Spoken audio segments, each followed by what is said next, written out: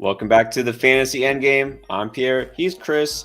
We're here to talk about waiver wire pickups, trades. If you're still in the league that's trading and active, good for you.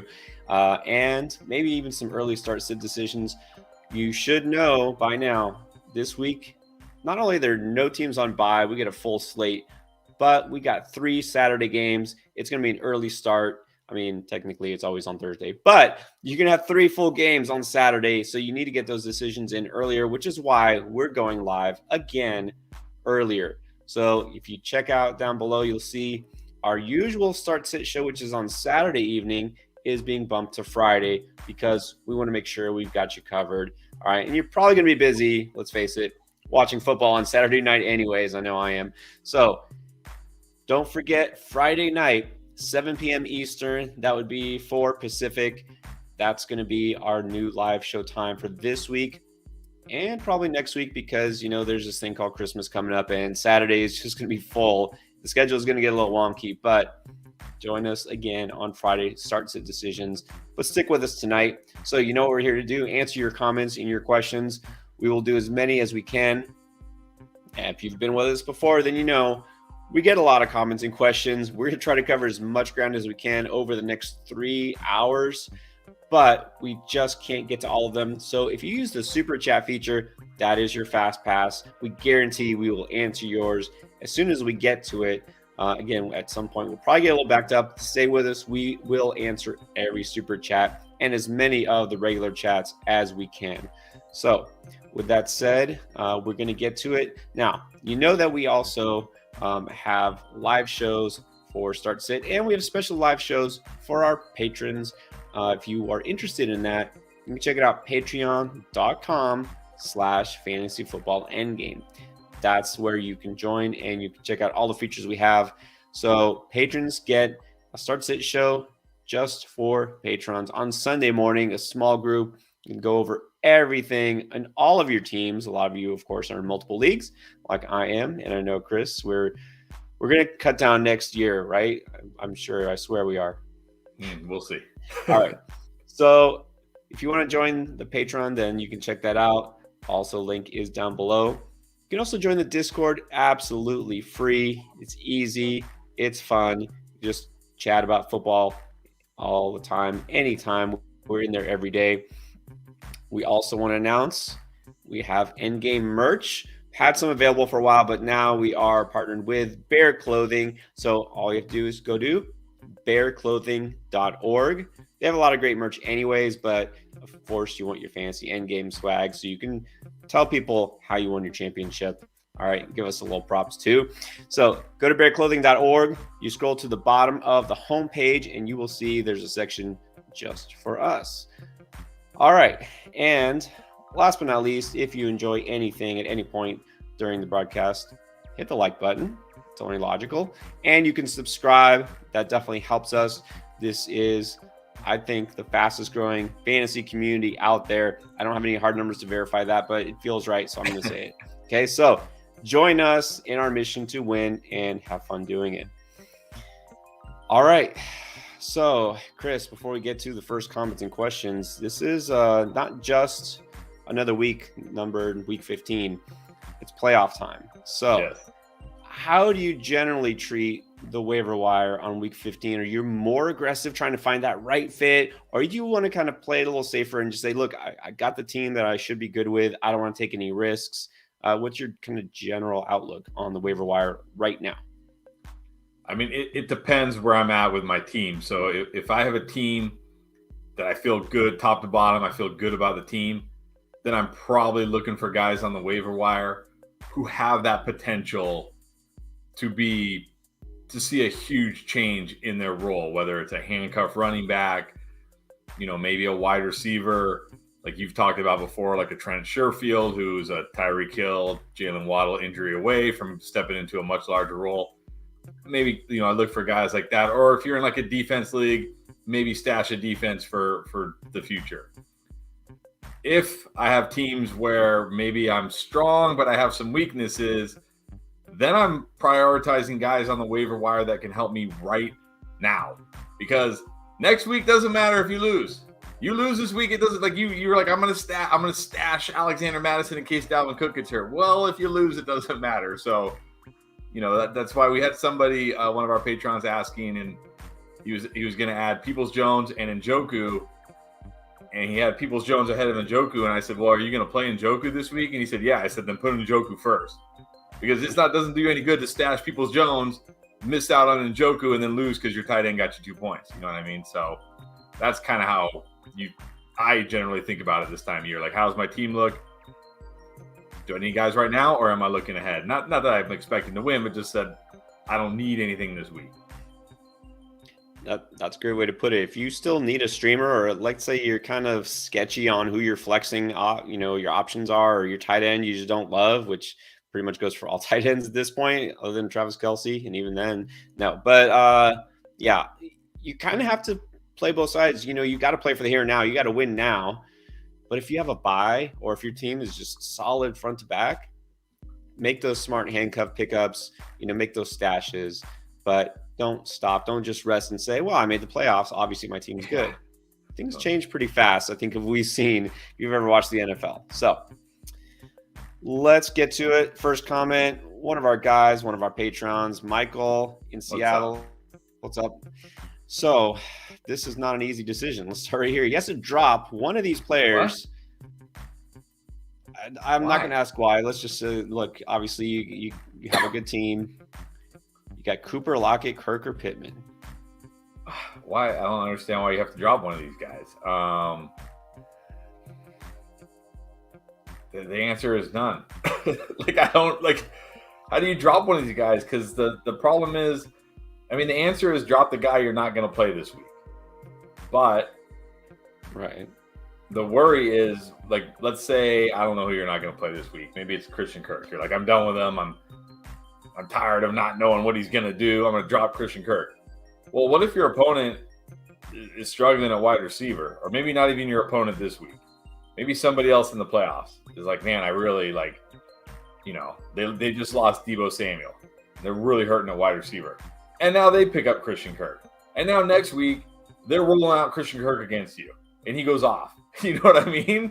Like, you're going to be kicking yourself. Like, I don't see how you can drop any of these guys. You just can't. You can't. There has to be somebody else you can drop. There has to be. Okay. So that was all actually very helpful, but Michael clarified earlier. Not drop one, bench one. Okay. That makes more sense. Sorry, I should have seen that earlier. Who aren't you playing this week? Basically, is the answer. You mentioned Christian Kirk. I would say Christian Kirk because I happen to like Pittman this week. He's probably the one I'm benching. I like Cooper this week. I think he's gonna have a big week. I like Pittman this week against whatever terrible defense they're playing. It's like Minnesota. Almost impossible to bench Lockett right now with the way he's playing. So I think I bench Christian Kirk. Yeah, for me it would be between Kirk and Pittman, but feeling Pittman weak, we'll see based on the matchup.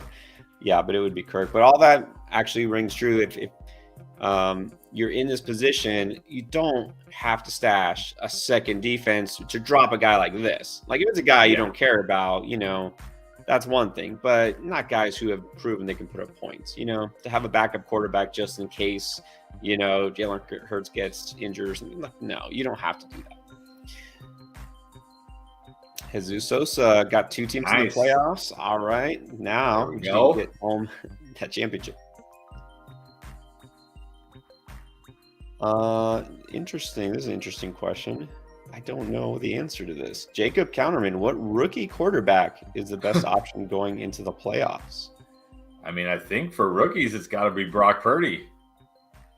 Yeah, maybe. Like, what other rookie? Like, you're not playing Kenny Pickett. No, he might not even be playing. Yeah, he might not even be playing this week. What other rookie? Whoever the Ravens are rolling out. What's that? It's not whoever the Ravens are rolling out. Anthony Brown. Yeah, not playing him. I don't even know what other. Is there any other rookie?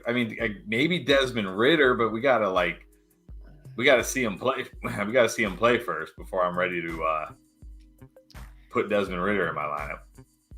Yeah, well, And that's the thing. I think, is it the same league? We're in a super flex league together, and I stashed Ritter a couple of weeks ago. I picked up Ritter, and you picked up Purdy, right? Yeah. And so we'll see. I'm not starting Ritter. No, I'm not starting Purdy this week.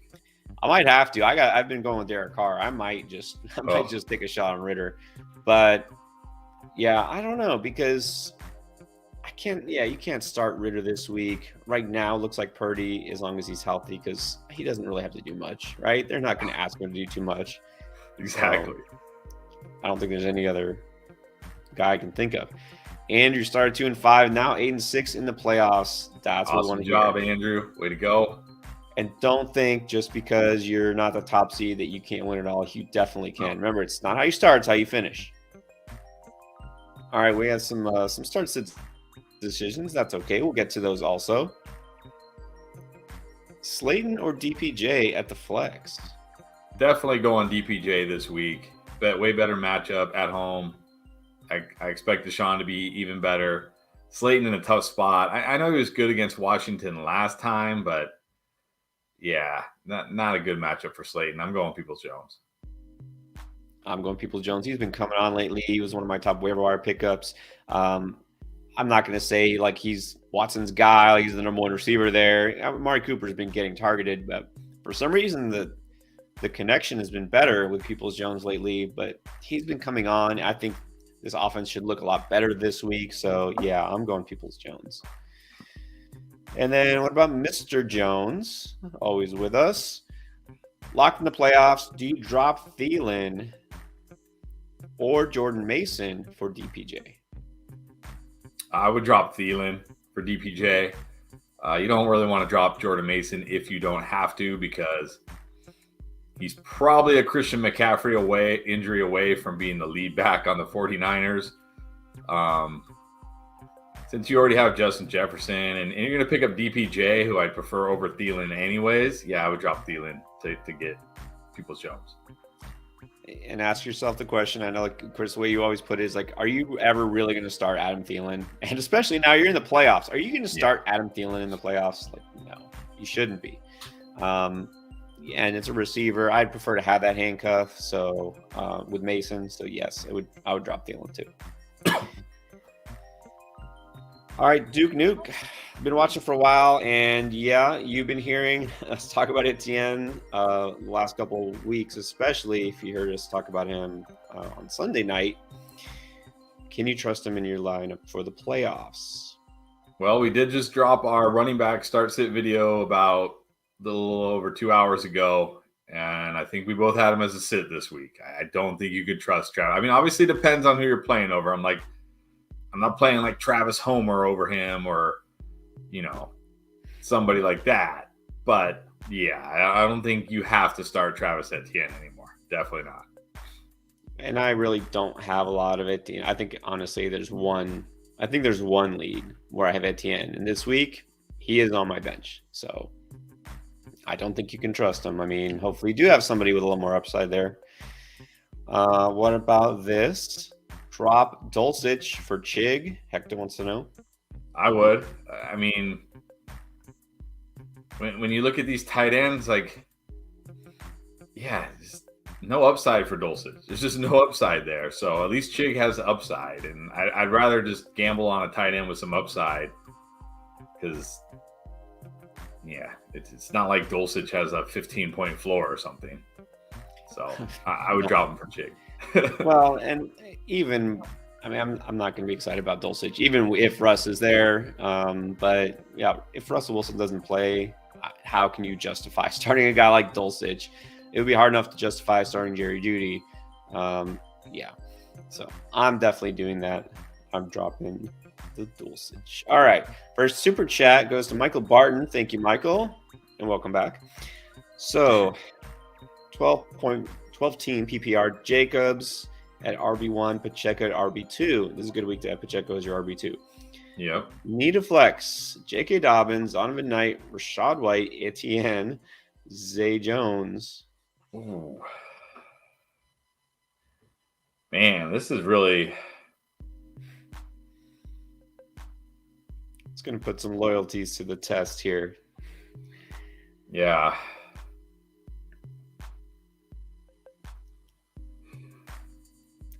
I know which way I I would almost go. want to say Zay Jones, honestly. Really? Because it's PPR. The thing is, like, Zonovan Knight, Rashad White, I think they're fine. They're like 12, 13-point guys. Etienne, no, not this week. I mean, Dobbins, maybe. But I mean, like, you're really like 120 yards and a touchdown. Like, it's hard to see him duplicating that. At least Zay Jones has that kind of upside that can, like, win you your week, because he's not a guy, because he's like that guy that, like, you have your studs, right, like Jacobs, and you probably have like a stud wide receiver or two, and if they do what they're supposed to do and then Zay Jones goes off for like 20 plus fantasy points, your team's really hard to beat. And I just don't feel like any of these other guys have that. I mean, yes, he has more risk than these other guys like White, Knight, and probably Dobbins. You're probably going to get your 12, 13-ish PPR points, but it's hard to see more unless they score. But even Knight scored last week and got you like 13 or something. So I think I go Zay. It's a great matchup again for the Jags. He's heavily involved. It's risky, but I just like that upside. I like that upside where it's like, if he goes off, I have my chances of winning go way, way up, like way up. It's true. I mean, he's had some big games in the past. We know with the Jags, you don't know what to expect. That's the one thing with them. I would say, like, I like Zonovan Knight this week. I think it has to be Dobbins. I'm just gonna say it. I know it's so hard, but I've got to say. I mean, I don't expect 120 yards and a touchdown again, but I think he's going to get more carries because, look, they don't have their starting quarterback or their second string quarterback. They're just going to feed both Dobbins and Edwards. And it's the Browns. We know this is a terrible run defense. I think that you just have to take the shot on Dobbins, at least for one more time, putting up this kind of production. Next week, unless he happens to go off, no, I'd have a harder time. But I think you can't ignore the potential there. So I would go Dobbins, as hard as it is for me to admit. All right, let's go to Hector again, because this is a good question. Which New England running back to pick up? Yeah, that's the $1 million question. I mean, I gotta think, like, it should be Damian Harris, but we don't know if Damian Harris is going to play this week. Right. But then if he's out, what did we see last night? It was kind of like a timeshare, although Pierre Strong did look better. So I guess Pierre Strong would be my pick. I guess. It's so hard. I mean, Damian Harris should be the lead guy if he's healthy, but we know if he's healthy. Kevin Harris got more carries, but Strong got more yards. And I don't know. I mean, yeah. I think Damian Harris is the guy, but you should also plan to not have Damian Harris playing. And I think probably the guy who would get more volume would be Kevin Harris next. But I don't know if I would want to start any of these guys. So maybe as insurance. Yeah, and then go ahead. They're still saying they're hopeful Ramondre will play. I mean, we don't know, but yeah. Right. That's the thing. You don't want to count on it. So. All right, this seems pretty desperate. Let's answer this from God's 911. Who should I start, Foreman, Dobbins, or McKinnon? I mean, I guess here I'll say Dobbins. I do really like McKinnon this week, but he's very risky, right? He's very risky because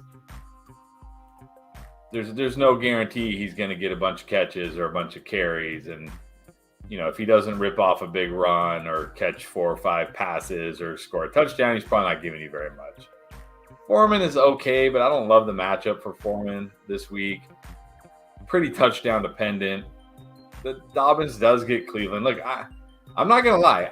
I'm terrified that J.K. Dobbins is going to get less usage this week than he got last week. Like, his knee is nowhere close to right. Have you seen the replay of him on that run yet? Yes. Like, come on. He's not even using his left leg. It's like he's not even using it. It was like the weirdest thing. It's like his right leg's all, his left leg barely moves. And I'm really worried that, like, We're going to hear like, oh, yeah, he's limited. Yeah, he's dealing with some. Remember, this is what it was the last time. They threw him out there, gave him a ton of work. Yeah, he's a little sore. It's a little this. And then what happened the next game? He barely got any usage because he's coming off major knee injury. Twice. But it's Cleveland. I think out of this group, I roll with Dobbins. Well, I mean, I will say if he pops up in the injury report and he's limited or questionable, then forget it. I'm done. Yeah. No, I wouldn't do that. No. If he's no complaints, no problems, full go, I go Dobbins. If for some reason he's on the injury report, then I would just say, I don't know, probably go McKinnon based on the matchup. Yeah, I would go McKinnon. I think he just has more upside than Foreman. Like, Foreman's fine, but yeah. All right, and then Sabe-san, welcome back. What's up? I feel like we haven't seen you in a while. Where you been? Yeah, I know. All right, so here we go. Running backs are not looking good. I have Walker, Gibson, Mostert, and CPAT. Oof. Yeah, not looking good. So we got B-Rob and Dobbins available. What do you think? Yeah, yes, I would. I mean, yeah, I would pick them both up if you can, for sure. You can drop Patterson. You can drop Mostert. I mean, you could probably even drop Gibson if you need to. Definitely pick those guys up.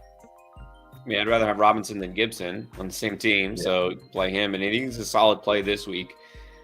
And yeah, I would start Dobbins over any of those guys. I'm assuming Walker's not playing. I mean, doesn't sound good. We don't know for sure. But even if he does play, isn't he super risky?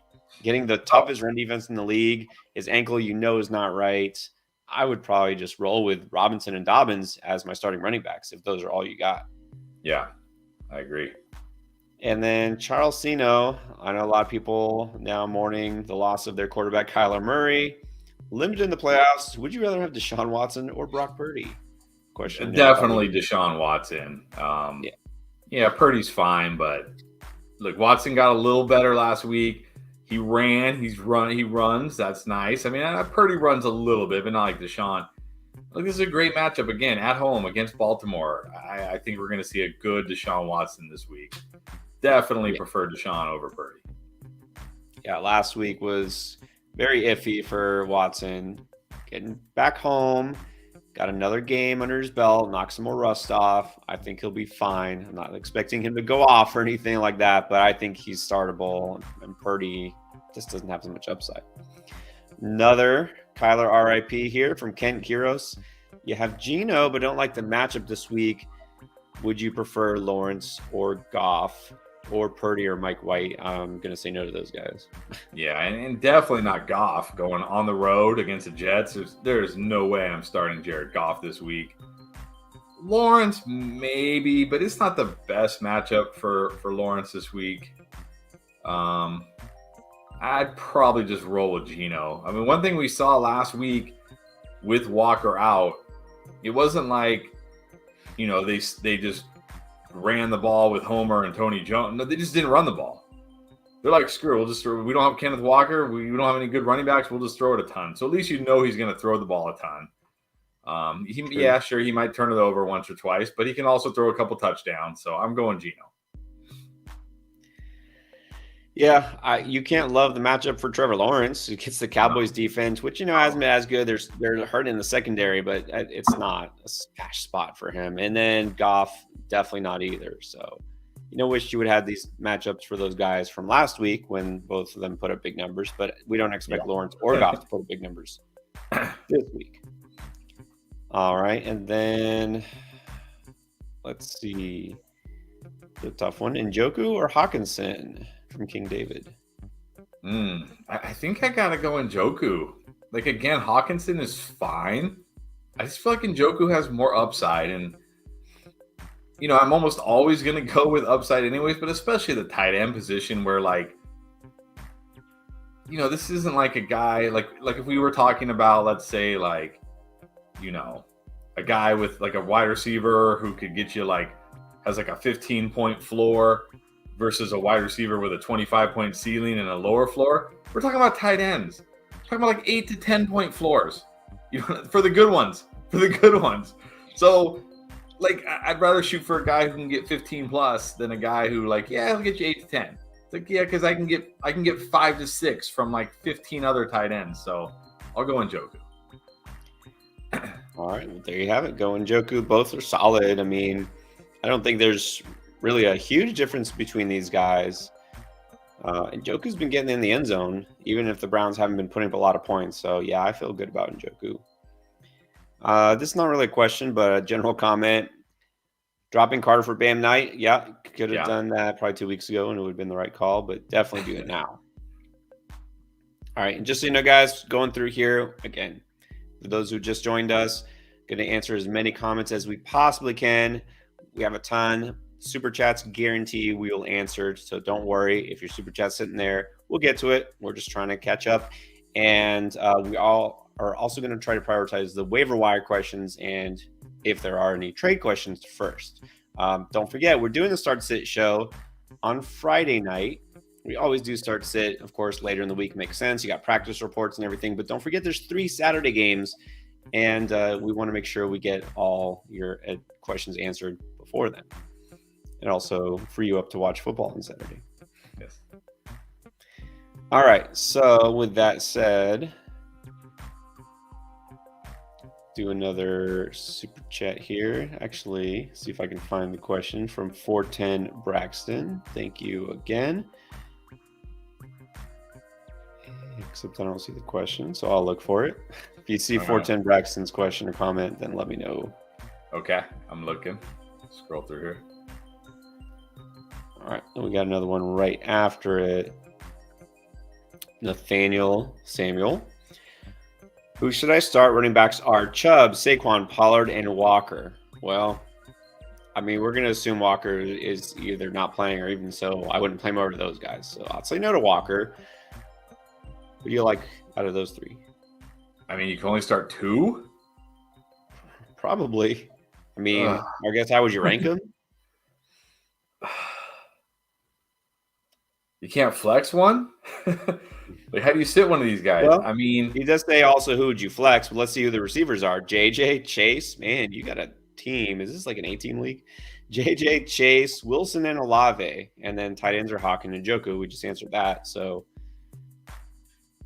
you got to start JJ and Chase.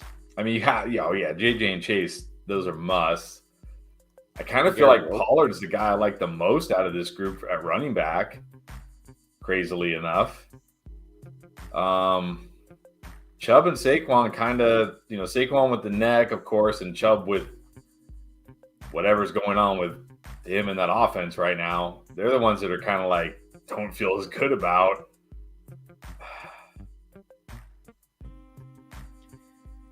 I mean, I almost feel like you have to flex Wilson. I know. Like, that's what I was saying. Like, can you bench Garrett Wilson against Detroit? I don't think so. I don't think I can bench Garrett Wilson against Detroit. I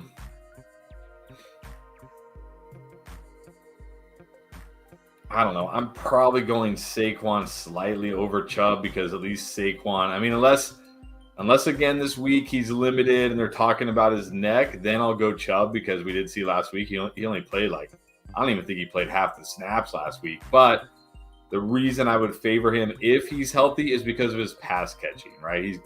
He can catch 5+ passes on any given week. Chubb's just not going to do that. So, but yeah, I think you got to play JJ, Chase, and Wilson.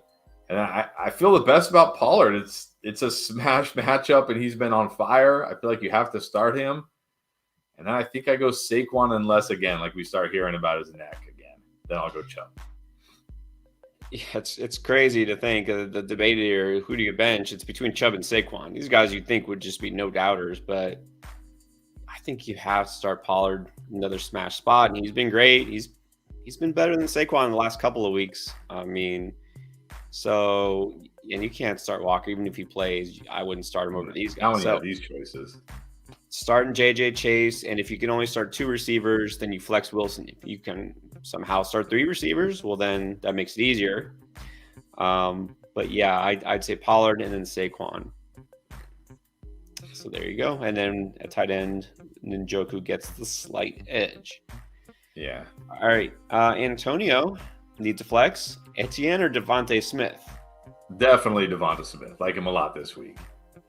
That was a softball. That was too easy. Yeah. I was like, Etienne, got to be down on. Devontae Smith, how can you not start him? He's been crushing lately. Yeah. I've CMC and Mixon. Just the rest with Olave and Cooper at receiver. Starting Fields over Watson at QB. Yeah. I think that's all good, right? Yep, all good. And I guess this was 410 Braxton's super chat. He felt like I was yelling at him. Yes. Well, I'm not starting. I've had Derek Carr. Look, I was a little high on Derek Carr before the season. He has had some games. Last week was not one of them. He has had some games with big numbers. I'm benching him. Honestly, my choice this week is between, don't laugh, Andy Dalton or Desmond Ridder. I'm going to roll one of those guys out instead of Derek Carr in the playoffs. Yes, I am. So. Yeah, and he almost in our Endgame Dynasty League, I went from 4th to 6th, barely made the playoffs because it's a super flex league, and I started Derek Carr. I have Jalen Hurts. I started Derek Carr. I'm playing Mike White over him this week. I don't even care. I'm easily playing Mike White over him this week. No problems. Even Mike White in his hospital bed better than Derek Carr. Yeah. That's rough. Okay.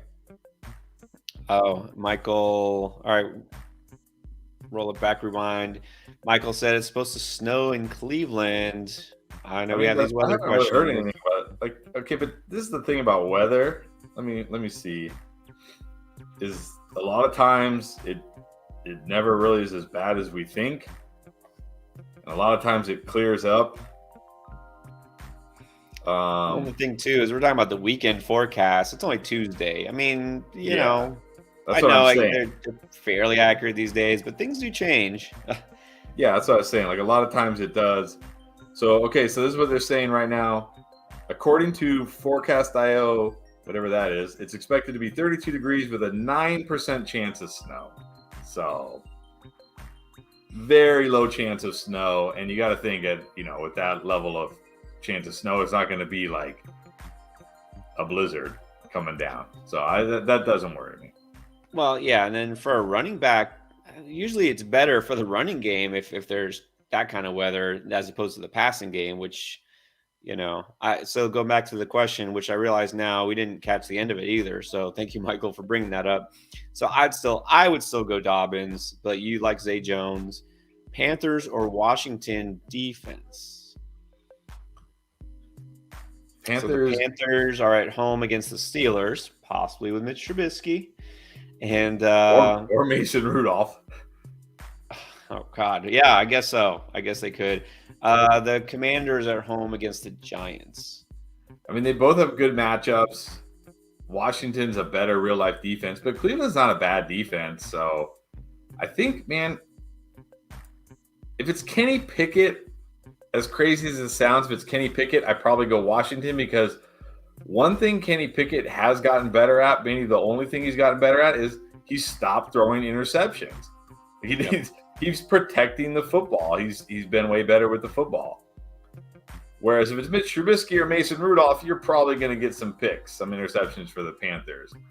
Daniel Jones will still throw interceptions. Like Daniel Jones has no problem throwing interceptions. So if it's Mitch Trubisky or Mason Rudolph, I'll go the Panthers. Otherwise, I'll go Washington. Yeah, Daniel Jones, his thing, he actually has gotten better this year about not throwing too many interceptions, but he still loves to fumble. Like it's just that too. Yes, that too. And then Okonkwo or Ingram. I think you have to go with Ingram right now. I mean, I don't like the matchup this week, but you gotta ride this heater. You gotta ride it and hope it continues. You have to ride with him. Like, yeah, he just has so much upside. Yeah, that's the thing with Ingram. Yeah, terrible matchup for tight ends statistically. The thing with Okonkwo, I think he is still kind of startable. He's on the streaming radar. But if Treylon Burks comes back, that does maybe put a dent. I'm assuming Treylon Burks will come back. He was just concussion protocol. So, yeah, I think you got to go Ingram. And then everyone's favorite dessert, Haagen-Dazs. PPR flex, Watson, Zeke, or Pacheco? Gotta be Watson. It's gotta be Watson. I can't, especially in PPR. I mean, I like Pacheco this week. I actually like Zeke this week. It doesn't happen very often. 2 weeks in a row. Christian Watson has that week winning upside, and he's done it every single game for like 4 or 5 straight games. It's not like this isn't like Zay Jones or Christian Kirk where it's like, yeah, he can do it, but he might not. He's done it like consistently for 4 or 5 straight games. I think you have to play Christian Watson. Like, look, if this is the week where he doesn't do it, oh well, I'm going down with the ship. I can't bench Christian Watson at this point. There's no way you can bench Christian Watson. And, when you watch the wide receiver video that comes out tomorrow, you'll see what we think about Christian Watson, just exactly where we have him. Look, I like Zeke. You have to like Zeke again this week too, but he's third on this list. I really like Pacheco this week, but I cannot bench Christian Watson. There's no doubt. And then PPR just makes it, kind of no-brainer. Anthony Summers replacements on the waiver wire for T. Higgins. So the waiver wire video did drop, but also this is a good time to mention for those who are Patreon, there's an extended waiver wire breakdown I put out this morning that has additional names and also some of the thought process behind those. Now, if you're talking about a straight up replacement, like a guy that you need to plug and play, I mean, you got to look at this week's matchups. That's the thing. If you're looking for just some bench depth, looking ahead, but I'm thinking if you've just lost your top receiver, one of your top receivers, potentially, you're going to have to look at who could go off. So like last week, we love DJ Chark. Don't love DJ Chark this week. So here's some of the guys that kind of pop to your mind that could be out there in waivers. I mean, Treylon Burks, if he plays, I like him, and he is out there in a lot of waivers. My number one would be Elijah Moore, honestly. He's only 27% rostered on Yahoo. He gets Detroit, which is by itself is a great matchup, but also Detroit, one of the worst defenses against slot wide receivers, and that's where Elijah Moore has been playing, right? It's either Garrett Wilson on one side, or then either Davis, if he's healthy, or Mims on the other side, and then Elijah Moore predominantly in the slot. 10 targets last week. I think he's going to have a huge game this week. I really do. I think pick him up, put him in for T. Higgins. I think he'll be great. And then a guy that we've already talked about a couple times, DPJ. Donovan Peoples-Jones out there in a lot of waiver wires. He's a guy you can probably just go ahead and flex right now if you need him. All right, let's get to O-Rod. Okay, so wants us to set the lineup right here, right now. Let's get to 1 quarterback, 2 running back, 2 receiver, 2 flex, and a defense. Burrow or Fields? That's got 2 good options there. I think who's Fields got this week? The Bears are at home against the Eagles. Yeah, not ideal. I think you got to go Burrow this week against Tampa Bay. That defense is reeling right now, right? They have injuries. They haven't been very good against the pass lately. I know it'd be better if T. Higgins was healthy. Hopefully he is. But Fields against the Eagles, I know he's got that rushing upside, but man, you can't love that. So I got to go Burrow slightly over Fields, very close though, very close. That's the thing. This is your playoff matchup.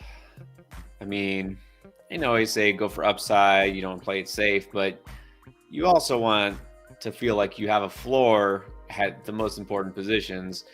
The thing, it's risky with Fields. The one thing that might make me lean Fields is, what if they don't have T. Higgins or Tyler Boyd or Hayden Hurst, who's been injured? Then you might think, okay, Cincinnati maybe won't put up a lot of points this week. And they still have Jamar Chase, but it's not necessarily, not necessarily a team they can just roll over. That's the thing. The Bucks but people were worried about Burrow when Chase was out, and Burrow was incredible. I don't think, you know what I mean? I think he'll, yes, I'd feel much better about Burrow if he had a healthy T. Higgins with Jamar Chase, but Jamar Chase is enough. You know what I mean? You can throw 3 touchdowns to Jamar Chase, no problem. Like it's That's not true. like it's not like Tyler Boyd is the last man standing. Then I'd be worried. Yeah. And again, it's only because it's Philadelphia. Like, and I'm not saying like I'm not avoiding Fields this week. I still think like in 95, like I don't know, like he'd probably be my QB 5 or 6 this week if I was ranking. I haven't thought about it, but only because of the matchup. It's Philadelphia. They rank like number 1 in everything. Like, you know what I mean? So yeah. No, I get you. And then I'm not saying I would bench Burrow for Fields. I wouldn't feel great about him without Higgins or Boyd, but yeah, if it's my team, again, playoffs, push comes to shove, yeah, I'm probably going Burrow. Okay, 2 running backs: Cook, Pollard, Walker, Harris, Rachaad White. Yeah, I mean, it's got to be Cook and Pollard. Even if Walker plays, it's sounding dicey, and with the ankle and in a tough matchup, you have 2 really good running backs. You don't need to risk it. I would go Cook and Pollard. Nah, Cook and Pollard are great starts as is, but that's the thing with Walker. We already said it. If he does play, he's not 100%. Going against the best run defense in the league, no thanks. And then we have St. Brown, Adams, Higgins. I think in this case, he might be okay benching Higgins. Olave. Yeah, I mean, you got to play St. Brown and Adams. There are no doubts. Right. But then now we go to the flex. So you're flexing 2. You got 2 guys. We don't know if they're even going to play yet. Yeah, I mean, I'm going Higgins and Olave. Unless we hear something tomorrow like Walker's 100%, no issues, no limitations. But I don't think that's what we're going to hear. I think it's going to be like game time decision, and my guess is, he's not playing. That's my guess. So I'm going to flex Higgins and Olave, unless, of course, Higgins is out, and then I'm going to flex Olave and Rachaad White, I guess. Probably like him a little bit more than Najee. It's close. Yeah, I'm putting Olave in there, and then I'm keeping Higgins in for now, although I'm kind of skeptical with a hamstring. I'm ready to pivot. If Higgins does play, you play him. If he doesn't, I'd probably go Harris. Man, the Tampa Bay offense just looks terrible. And again, not a great matchup for them, so I would probably go with Harris. And then defense, Cowboys or Jets? It's got to be Cowboys, right? Yeah, against Jacksonville, not scared. Yeah. I mean, I think they're both going to be good this week, so. Yeah.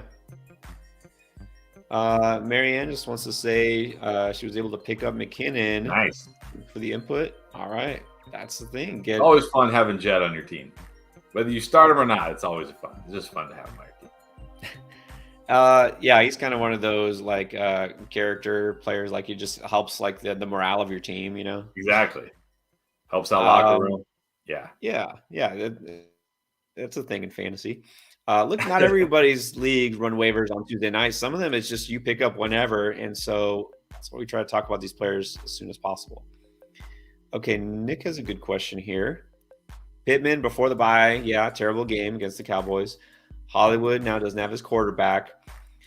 Would you consider going Dallas Goedert or one of those receivers? Not this week. Not if I would. I mean, maybe over Hollywood because it's the Broncos with Colt McCoy.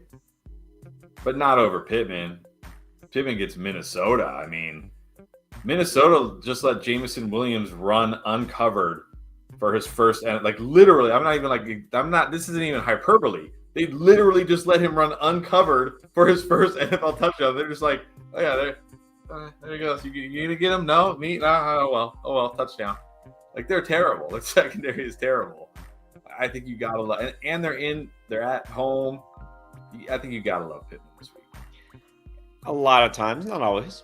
I mean, there's always the Broncos, but most teams after the bye they figure things out and they come out and they make some adjustments. And yeah, I like Pittman. You'll find out. I'm actually going to have him probably as a boom this week. That video is going to drop in a couple days, so check out that and see why I like Pittman more than usual. All right, so Fonzie, do be fresh. Thank you. Didn't make it into the playoffs. Oh, That's not good. My league mate lost, but I got absolutely stomped by the worst team in my league. But we did help almost get you in there. There you go. Okay, so you just joined too late. Watch earlier next time. Hey, right. stick around all off season. We're gonna get you ready. When your draft comes, you're gonna crush everybody. Just stick around all off season. We don't stop. We'll make sure you're ready. Draft from day one. Just destroy. You'll be stomping all your league mates next year, for sure. Exactly. Good time to mention because sadly in a couple of weeks we'll be looking to next season because the playoffs will be over, but we don't stop. We will be putting out videos all year long, not just draft prep, but also we're going to be doing drafts. If you weren't with us before this year, we mock draft all off season long with you guys. All right. Yeah. So be ready for that. I'll see y'all in there. Okay, Joe. What's up, Joe? Gino does have a tough matchup. Do you prefer Dalton? How does Dalton sound? Boring. Like he's not going to help me win my week 15 playoff matchup. like if you just want a safe 10 points, sure, play Andy Dalton. But I think Gino can get you a safe 10 points with more upside. So definitely going Gino over Dalton. Yeah. I'm going Gino over Dalton too. Gino, no, not the greatest spot, but remember, this defense is much tougher against the run. He could still have to pass quite a bit. That's what he did last week. So yeah, definitely going Gino still. Ramu, welcome back, Ramu. Full PPR, Fields or Goff? Well, this time it's easily Fields. I mean, I know it's a tough matchup for Fields, but it's a brutal matchup for Goff too on the road in New York. No, thank you. Definitely going Fields. Remember with Goff, that whole offense plays much better at home. Also, a much worse matchup than last week. Much worse. Going from one of the easiest pass defenses to now one of the hardest. So, yeah. RB, we got Pollard, Swift, Harris, or James Cook. I'm not sure how many you're starting, but I if it's two, I'm going Pollard and Swift. I'm just going to risk it with Swift. Like, I don't dislike Najee Harris this week, but there's no ceiling with Najee Harris, right? He's not. Right. There's just no ceiling. Like there's at least Swift has a ceiling. You may not realize that ceiling, but at least it's there. And James Cook, after what we saw last week, you can't start James Cook. He had 4 carries and 1 target, and that was it for the whole game. You can't start James Cook. Yeah, I would rank. I mean, assuming 2 running backs, rank them in exactly that order: 1 Pollard, 2 Swift, 3 Harris, and 4 Cook. Wide receivers got Jefferson, Higgins, Waddle, Christian Watson. I'm gonna assume 2 in a flex. I think you got to go Jefferson and Watson. I think those are the 2 you have to play. And then it's going to come down to me for what are we hearing from Higgins? Is he limited in practice with the hamstring? Then I'm probably not going to trust him because we've seen this before with Zach Taylor. It almost feels like, isn't this against the rules? How do you not put a guy on the injury report and then they're like, yeah, he was still dealing with the hamstring, so we didn't play him. I thought that was I thought that was against the rules. I thought you had to list him on the injury report, but I don't know. Supposed to. So if Higgins is a full participant all week in practice, then I'm playing him. But if he's limited and he's questionable, then I'll go with Waddle. Yeah, I mean, obviously there's not even a question with Jefferson. Yeah. Watson, I think, is number 2 of this group at this point. We'll see with Higgins. Who knows, right? Who knows? I would put him over Waddle, though, if he is a full go. If there's any question, I don't want what happened before, got burned that one game. I would just go with Waddle. So probably that takes care of your 2 receivers and a flex, I'm guessing. So, and then a couple of non-questions here. So 410 Braxton, I guess, later did have a comment, which was no comment.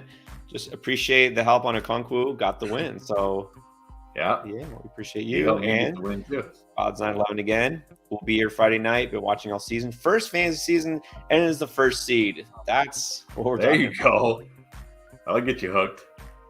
Oh yeah. Now you're gonna expect to win every year. All right. Let's see now. We got Ali. What is up? What's Happy up? playoffs. That's right. That's a good way to start the show.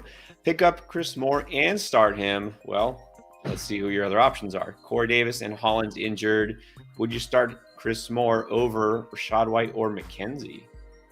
I mean, I would definitely start him over Corey Davis and Mac Hollins and McKenzie. I mean, I'm probably going to start him over Rashad White. I mean, yeah, this week. There's just not a lot of upside. Like, Rashad White's fine. Like I said, it's going to get you your 11, 12, 13 points. But that's like all you're probably going to get.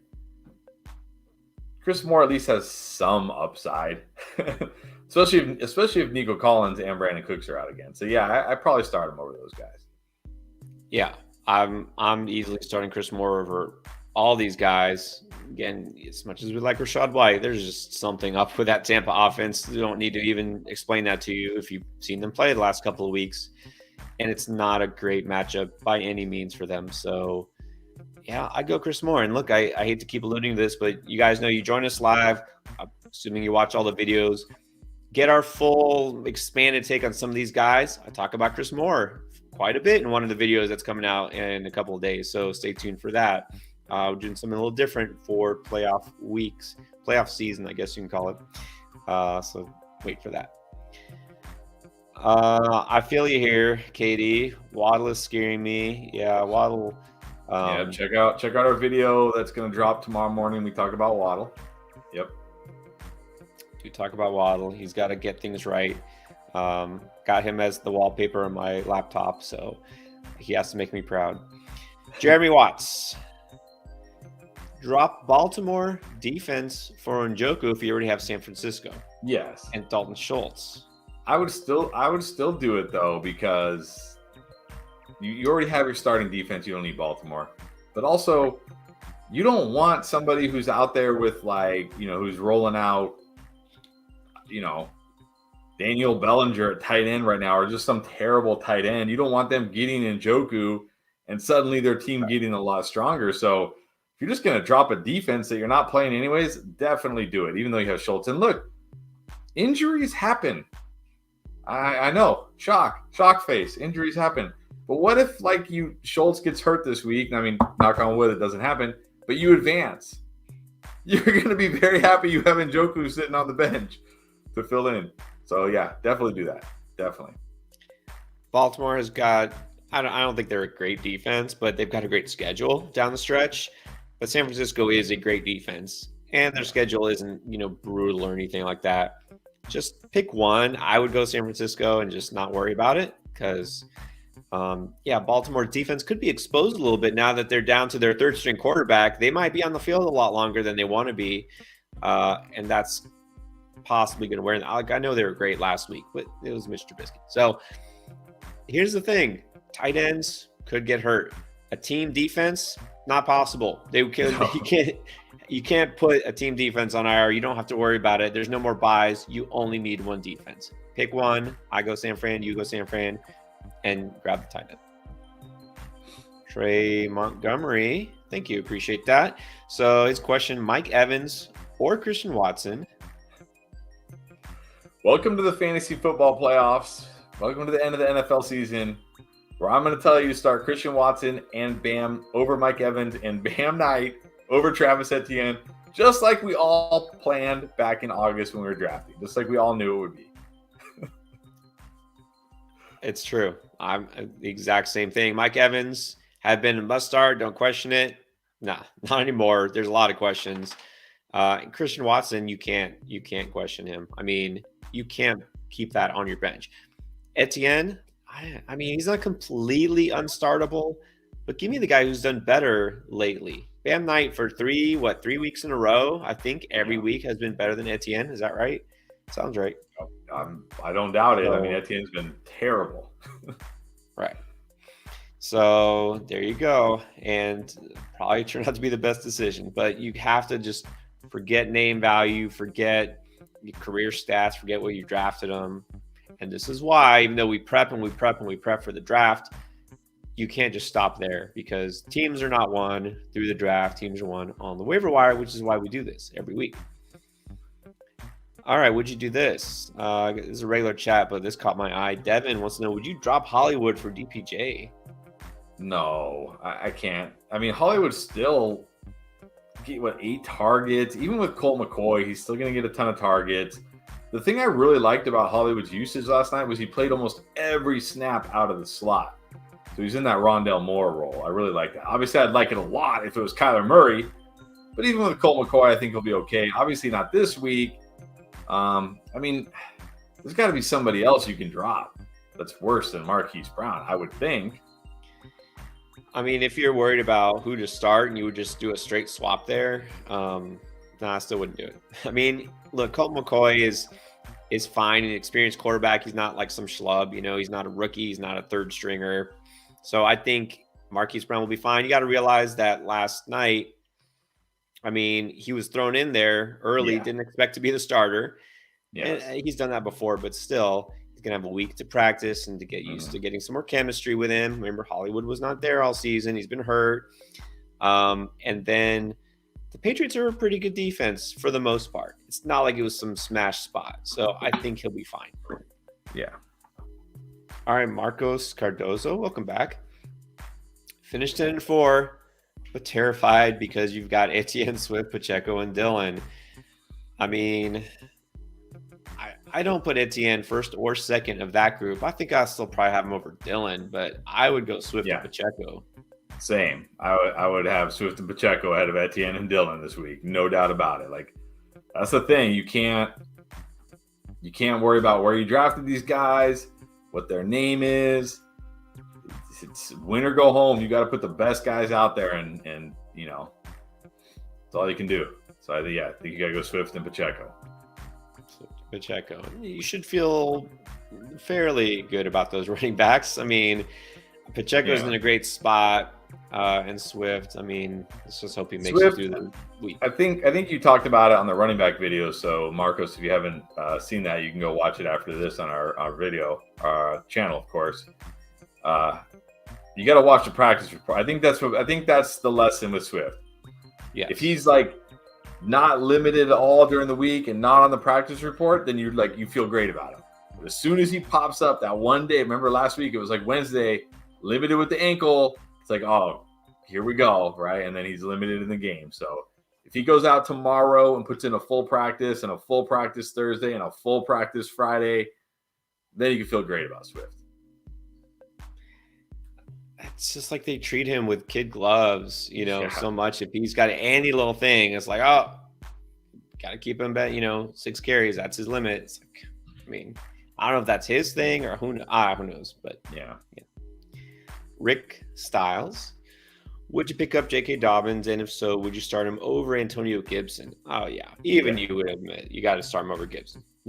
Yeah. Oh, yeah. No, I start him over Gibson, too. And Dameon Pierce, missing 1 to 2 weeks, I think they say. So, well, that was the first report, and then the other report was they're not sure yet, but still, that last week, and again, talked about this on the running back video. Last week was everything broke perfect for Dameon Pierce. They were ahead against the Cowboys.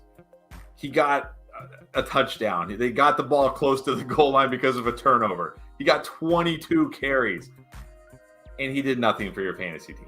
Like, what is the expectations for Dameon Pierce at this point? What more could he do?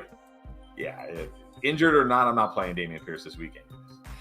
Yeah, even if he was 100%, you wouldn't feel great about him in this particular week. So, yeah, pick up Dobbins for sure and start him over Gibson for sure. Yeah. Michael still here. Andrews or Ingram, first of all, a 4-week playoff. I like that 4-week playoff. I like that. It's. I mean, I guess it's more fair, but it takes out the kind of the thrill, I guess, of like, oh my gosh, have to win this week. But anyways, to answer your question, it's got to be Ingram. It just has to be. Like, it's like Travis Etienne. You can't just keep putting him out there and being like, this is the week. This will be the week. It's like, no, man, because if it's not, well, I guess you have a 4-week playoff, so maybe you're okay if it's not the week. But for most people, if it's not the week this week, you lose. So I think you got to roll with Ingram. Yeah, I mean, it sounds like it's likely That's so far. I mean, obviously early in the week. It sounds likely that it's going to be Brown at quarterback for the Ravens. I just can't do it. I think you got to go Ingram. Hope for better things next week. And then Bulldog 0921. I think we had these exact same questions earlier. So Burrow or Fields? I have Burrow slightly above Fields. Schultz or Njoku? I like Schultz better this week. I think before it was Njoku or Hawkinson, but I like Schultz a lot this week. I think this is a really big Schultz week. So I like both these guys, but I'm going Schultz. All right. Yeah, I like Schultz a lot this week too. I mean, I like Njoku too, but yeah, I'm going Schultz. And before we get to Marcos's next question, here's a good one. Elijah Moore or Tutu Atwell from Rick Herman? Definitely Elijah Moore. I don't know if you were here, Rick, earlier when I was talking about Detroit. They're terrible against the slot. They're terrible against wide receivers. They're really bad against the slot. Even last week, KJ Osborne had 5 catches and a touchdown out of the slot. Justin Jefferson did a ton of damage out of the slot last week. Elijah Moore, that's where he's playing these days. I like him a lot. Honestly, here, you want a hot take? Elijah Moore outscores Garrett Wilson this week. There you go. All right. Well, there you go. That is a hot take. I like both those receivers this week, honestly, but I think I still prefer Wilson. But man, that came out of nowhere. That really caught me by surprise. You're not a hot take artist, and you used to hate bold prediction. I used to make us do the bold predictions, and you're like, do we have to do those? Yeah. We don't. I just wanted to throw this question up early because I had Tutu Atwell in it. I just like seeing it mentioned. All right. You didn't know you're setting me up for a hot take. I did not see that coming. That just hit me out of left field. All right. Now, before we get to the next super chat, this is a good time to mention we're about an hour in. First of all, those who have joined us just recently, welcome. Thanks for joining. You can support us if you like what we do by hitting the like button, hit subscribe. You can also consider becoming a patron, patreon.com/fantasyfootballendgame. You see the link down there below. You can click it in the description. There's also a link to the Discord where we talk football and sometimes other things. It's open 24/7, 365. It's free. It's easy. Join us. Even if you just want to catch the latest news, you can set notifications so that the only thing you get is the news channel, or you can set it to whatever else you want. Fantasy baseball starting not too long from now. We'll get some baseball news in there too. All right, let's get to Marco's next super chat. Have Diggs and Waddle. Yeah, it could be some bad weather in that game in Buffalo too. We'll see. And Devontae Smith and Olave.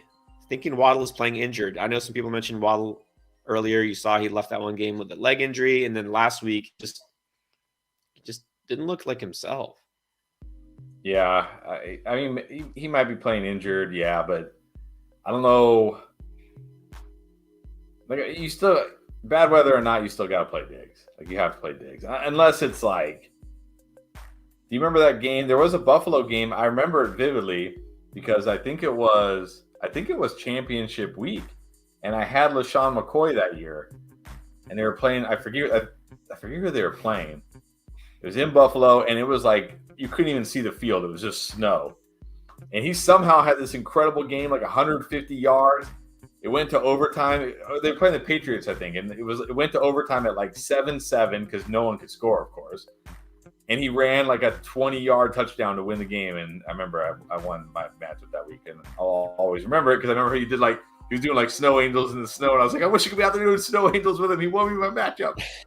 But anyways, the whole point of that stupid story was to say, unless it's like that, I think you still have to play Diggs. Yeah, you have to play Waddle, Diggs. on the other hand, I don't know if you're asking about Smith or Olave, but I would probably play Smith over Waddle this week. And I would too, as much as I love my Waddle. There are some concerns there. I mean, look, I'm concerned a little bit about Tua as well. He's been missing his left tackle, Terran Armstead. There's no running game there anymore to support him. So definitely a little concerned. I would go Devontae Smith over Waddle. Olave, it's a little closer. I mean, it's a great matchup for them, but I don't know.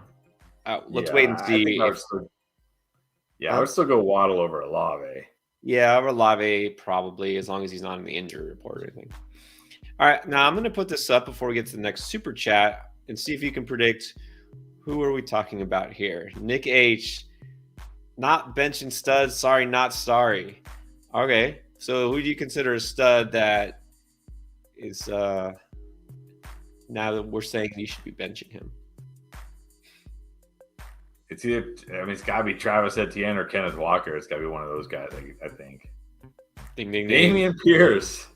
No, but look, Dameon Pierce just ran for 3 yards in Dallas before getting hurt. So Etienne will be just fine. I mean, Bill's saying, have a gut feeling once I bench him, he's going to go off against the Cowboys because Dameon Pierce, and that's what Nick's saying, Dameon Pierce just ran for 78 yards against them. I mean, he ran for 78 yards on 22 carries. We're talking about 3.8 yards per carry or something like that. Like, it's not like Dameon Pierce ran wild. I mean, look, I get it. Like, I totally get where Bill's coming from here, where like you just have that, of course, I'm gonna finally bench Etienne and he's gonna score like 2 touchdowns. But man, it would be very hard for me to trust Etienne this week. Yeah, I mean, look, you do you. If you feel like Etienne's gonna go off, go for it. I'm not doing it. Anthony's not having it. He says Akers going to do better than all of them. You know what? I agree. That might be that's a little much for me, but I know you like that one. I like that one. And Kent also not feeling Etienne. He's looking to replace him for either Deontay Johnson, Chuba Hubbard, or Elijah Moore. Leads to your pick. I'm going Elijah Moore. Give me Elijah Moore. Give me Elijah Moore this week. Detroit awful against slot receivers. I agree. I pick up Elijah Moore. I would flex him over Etienne. Agree. All right, Devin. We already answered this earlier. Hopefully you heard it. Drop Hollywood for DBJ. We said no. Yeah, it got to be somebody else you can drop, I would hope. Okay, I don't know how many people have this decision. Rafari, Cooper, would you start Mahomes or Hurts? I think it's got to be Hurts. Yeah, I don't know how you have both these guys, but it's got to be Hurts. It's the Bears. He should be able to throw at will, run at will, whatever he wants to do against his defense, he should be able to do it. I mean, yeah, it's Patrick Mahomes, so like he's an alien, he can do whatever he wants to, but I think it's got to be Hurts. It's got to be Hurts. I'll be Hurts. Yeah. And I would just say, I know I finished saying, well, you don't win in the draft, but if it's a 1 quarterback league, which obviously it is because you're choosing between these 2 guys, you drafted both these guys early. You don't need to do that. You could have spent that pick on someone else.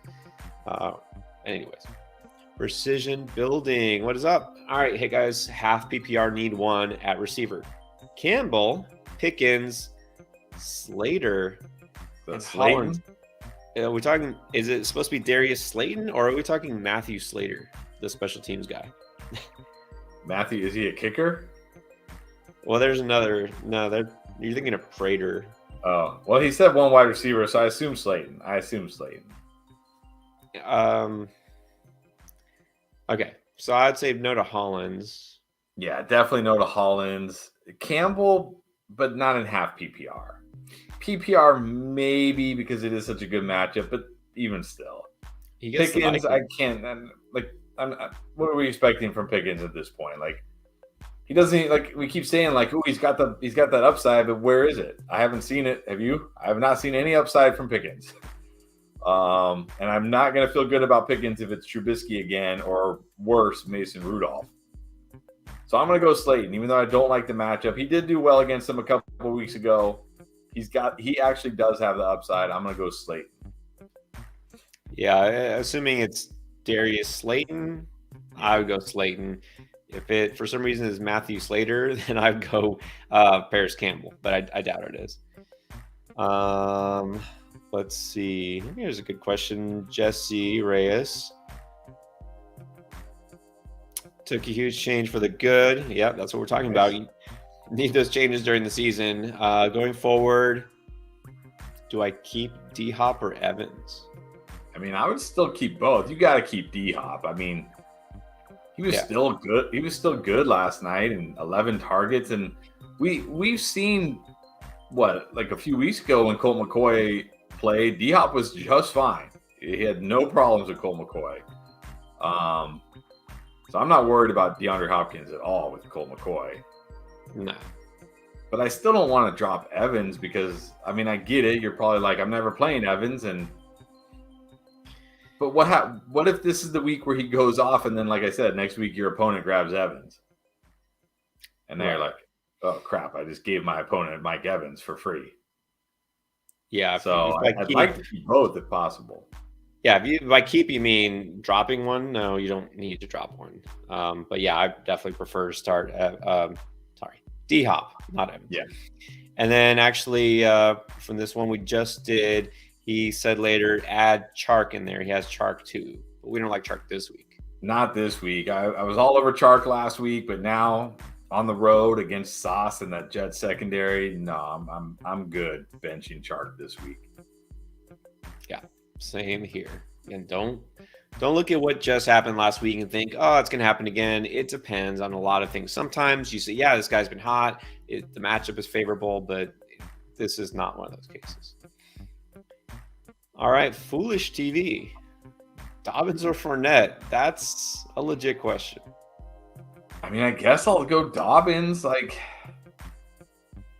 what again? Like Fournette, yes, he's gonna catch like 4 or 5 or 6 passes, but he only got 5 carries last week. Like Rachaad White out carried him 13-5 last week, and maybe it was a foot. But I mean, maybe it's just they're like, we can't keep handing the ball off to this guy. He does nothing. There's just no ceiling with Fournette. At least Dobbins has a potential ceiling. So I got to go Dobbins. There you go. Once again, forced your hand into Dobbins. I'm going Dobbins for sure in this case. Like you said, the Fournette, where's the ceiling? He's splitting time now. This offense isn't scoring as it is. Like the scoring upside used to be, well, you're getting touchdowns. Nobody's getting touchdowns in Tampa Bay these days. And then Dave Brooks.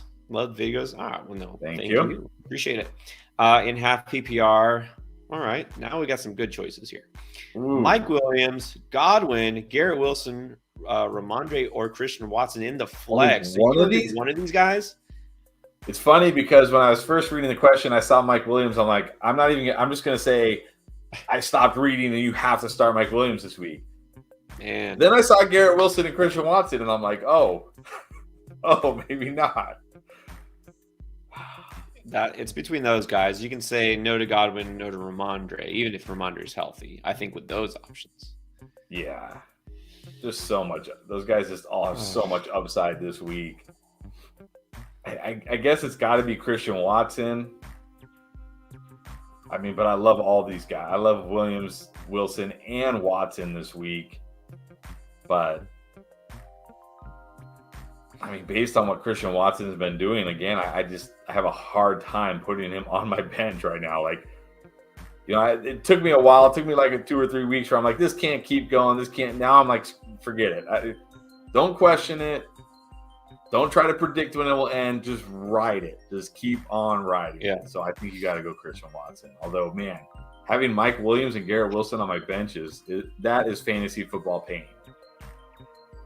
Well, if this is your flex option, then I'm guessing you're stacked at receiver. There's no pain in this lineup. So, yeah, both Williams and Wilson have such great matchups. I mean, They could both just go off, the Titans and the Lions.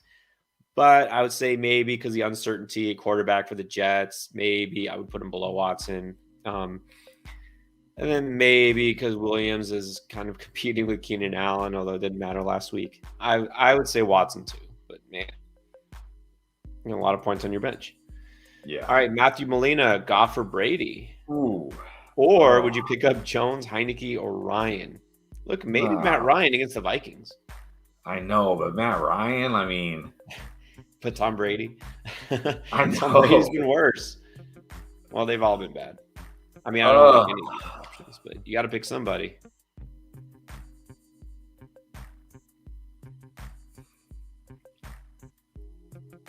Man.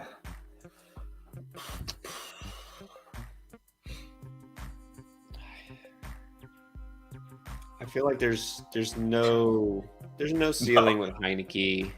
No ceiling with Heineke. I feel like there's really no ceiling with Daniel Jones either. Like the ceiling for Daniel Jones is he somehow runs for 70 yards and a touchdown. That's it. But I don't really feel like there's a ceiling. I don't feel like there's a ceiling with any of these guys this week. Like even Ryan in a good matchup, does he really have a ceiling? Like maybe he can throw for 300 yards and a touchdown, which there's nothing wrong with that. But he might also throw 2 interceptions, even against a terrible Vikings defense.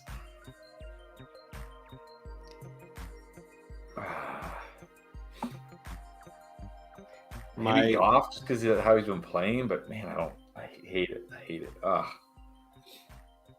I mean, Goff has been the best of these quarterbacks recently. Brady is the best of these quarterbacks. Ryan has the best matchup. So for me, it's one of those three. If I'm just playing matchups and potential for a smash, I go Matt Ryan because the Vikings terrible in the secondary. Should be favorable game script, right? That's why I like Pittman this week, right? They have to pass it a lot. I'm feeling like this is a Goff letdown game. Yeah.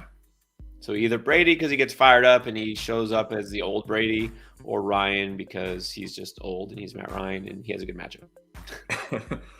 Yeah, this is no fun. I guess Ryan. I don't know. Like, all right. We'll go Ryan reluctantly. Mr. J's School 30. PPR running backs are Pacheco, Swift, Aaron Jones. Wide receivers are Jefferson, Ty Hill, Christian Watson, Godwin, and Hollywood. Also, do you trust Tua? No. Or go with Trevor Lawrence? Mm. All right, so running back, I mean, I feel like you kind of have to start Jones and I don't know. Who do you like better, Swift or Pacheco this week? I might go Pacheco over Swift this week just because of that matchup. And at least we know Pacheco's his role will be and his usage will be. Swift, you just don't know. Like, you know, could be like 2 weeks ago where you're like, oh, DeAndre Swift. Or it could be like last week where it's like, where is DeAndre Swift? Why is he on the field? So I'd probably go Pacheco and Jones at running back. Again, unless we hear, like, remember 2 weeks ago, week 13, it was like full practice, and then the coaches were like, he's healthy, he looks good. If we're hearing that kind of stuff about DeAndre Swift, then I'll put DeAndre Swift in. But if not, if he's limited tomorrow, then no, I'm out. With this group, I'm out. Yeah. I'll just go Jones and Pacheco. Pacheco's in a good spot. As far as receiver, obviously you're starting Jefferson and Hill, no questions asked, and I think Watson is your next pick there. Yeah, you're starting those Tua or Trevor Lawrence. One of them. But now here's a tough question: Tua or Trevor Lawrence against the Cowboys?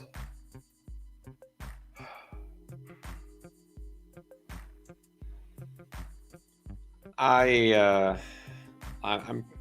trying to be non-biased answering this, but you know, Tua's had success against Buffalo before. He's got Ty Hill. He can always give you that floor. I have a hard time trusting Lawrence. I know he's put up big numbers lately, but I just feel like the Jaguars always are ready to have the rug pulled out from under them, you know. And this is a good defense they're facing, so I'm going with Tua. Yeah, I mean, if it was my team, I'd probably go Tua as well, but it's close. Yeah, not in a good way close though. Right, exactly. It's like terrifyingly close. All right, John. At the start, it got Fields, Dalvin Cook, Najee, Devontae Adams, Devontae Smith, Dalton Schultz, Lockett, and Bam Knight. On the bench, Chark, Pirine. That's it? Okay. Should I start Chark or Bam Knight? Who do you like at the flex? I'm going Knight. Going Knight this week. Talked about it. I don't like Chark this week against that Jets secondary on the road. Might not be terrible weather, but it's going to be worse weather than a dome. So I'm going to go Zonovan Knight. I am too. Anything, any last trades? I guess trades still open in this league. So is there anything he would do to shake up this lineup? I mean, not much to work with on the bench if those are your only guys. Yeah, I mean, maybe you could try to trade Chark right now since you're not going to play him to a team who's desperate at wide receiver and sees how good he's been the last 2 games. always worth a try if you can still make a trade. Sharks got a lot of value right now. I mean, in a perfect world, you have a more solid RB2 than Najee, but I'm not sure what you're doing. If it's possible to like package Najee and Chark to get somebody better, or Najee and Bam Knight. Maybe someone's all excited about Bam Knight, but yeah, I wouldn't mess Adams and Smith. You're solid. Schultz, you're solid. I'm not sure what else you really could do. You just don't have a lot to work with there. All right, Emmanuel. Najee or Pacheco. Starting night is the RB1. Wow, all right. I'm going Pacheco over Najee this week. It's Houston, and we know Pacheco's going to get 14, 15 plus carries. Yeah, he might only get 1 or 2 catches, but against Houston, it might not matter. So I'm going Pacheco over Najee this week. I am too. Again, you're looking for that upside. Najee is okay, but yeah, Pacheco is solid. And yeah, I mean, Knight over Najee, I'm okay with that too. Have Keenan, Godwin, and Garrett Wilson at the flex. Yeah, you've got to start Garrett Wilson and Keenan. And I don't think you wouldn't swap out Godwin for one of those running backs, would you? No, I wouldn't swap out Godwin for Najee. Godwin has just as high a floor as Najee. Probably. Yeah. I'd keep Godwin. Yeah, Godwin, obviously, the whole offense hasn't been great. Hasn't put up big games lately, but he's still got a floor. Yeah. Orlando Rocco Music. Top 3. Okay, James Conner, Olave, Barkley, Godwin, or Christian Watson? Well, I think you got to start Christian Watson. I think you got to start Barkley, assuming we don't hear all this stuff about his neck and him being limited and him being a possible game time decision like we did last week. They're saying like he's good, he's fine. Part of me wonders, like last week, I guess I don't want to go too deep into this, but I guess I don't understand all the mathematics, but like last week's game wasn't as important for them as this week's game. Like they could lose that game and it didn't really change the outcome. This is the really important game, apparently. So I wonder if they were like, let's just limit him. And then obviously when they were getting blown out, they were like, screw it, just sit him. We don't need to risk it. We need him next week. So assuming he practices fully this week and like no issues with his neck and he's going to play his normal snaps, I think you got to go Barkley, you got to go Watson.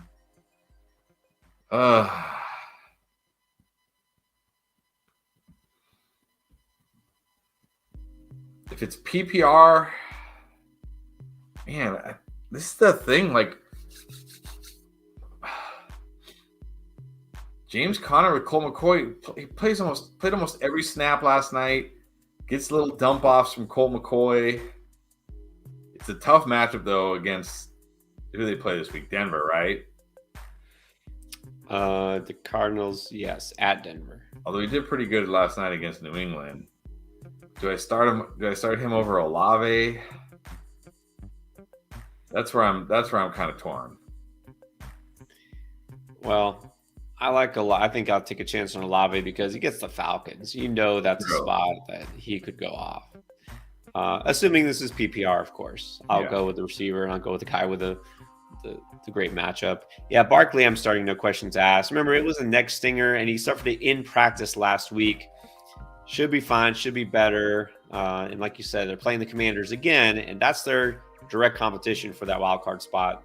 They're going to use Barkley quite a bit. So Watson, Barkley, I go Olave. You're leaning Olave or Connor? Yeah, I mean, if it's PPR, I'm going Olave. If it's like standard or even half, I might go Connor. All right, makes sense. Angel, Badillo, playoffs. Walker or Stevenson, the guys that you will play.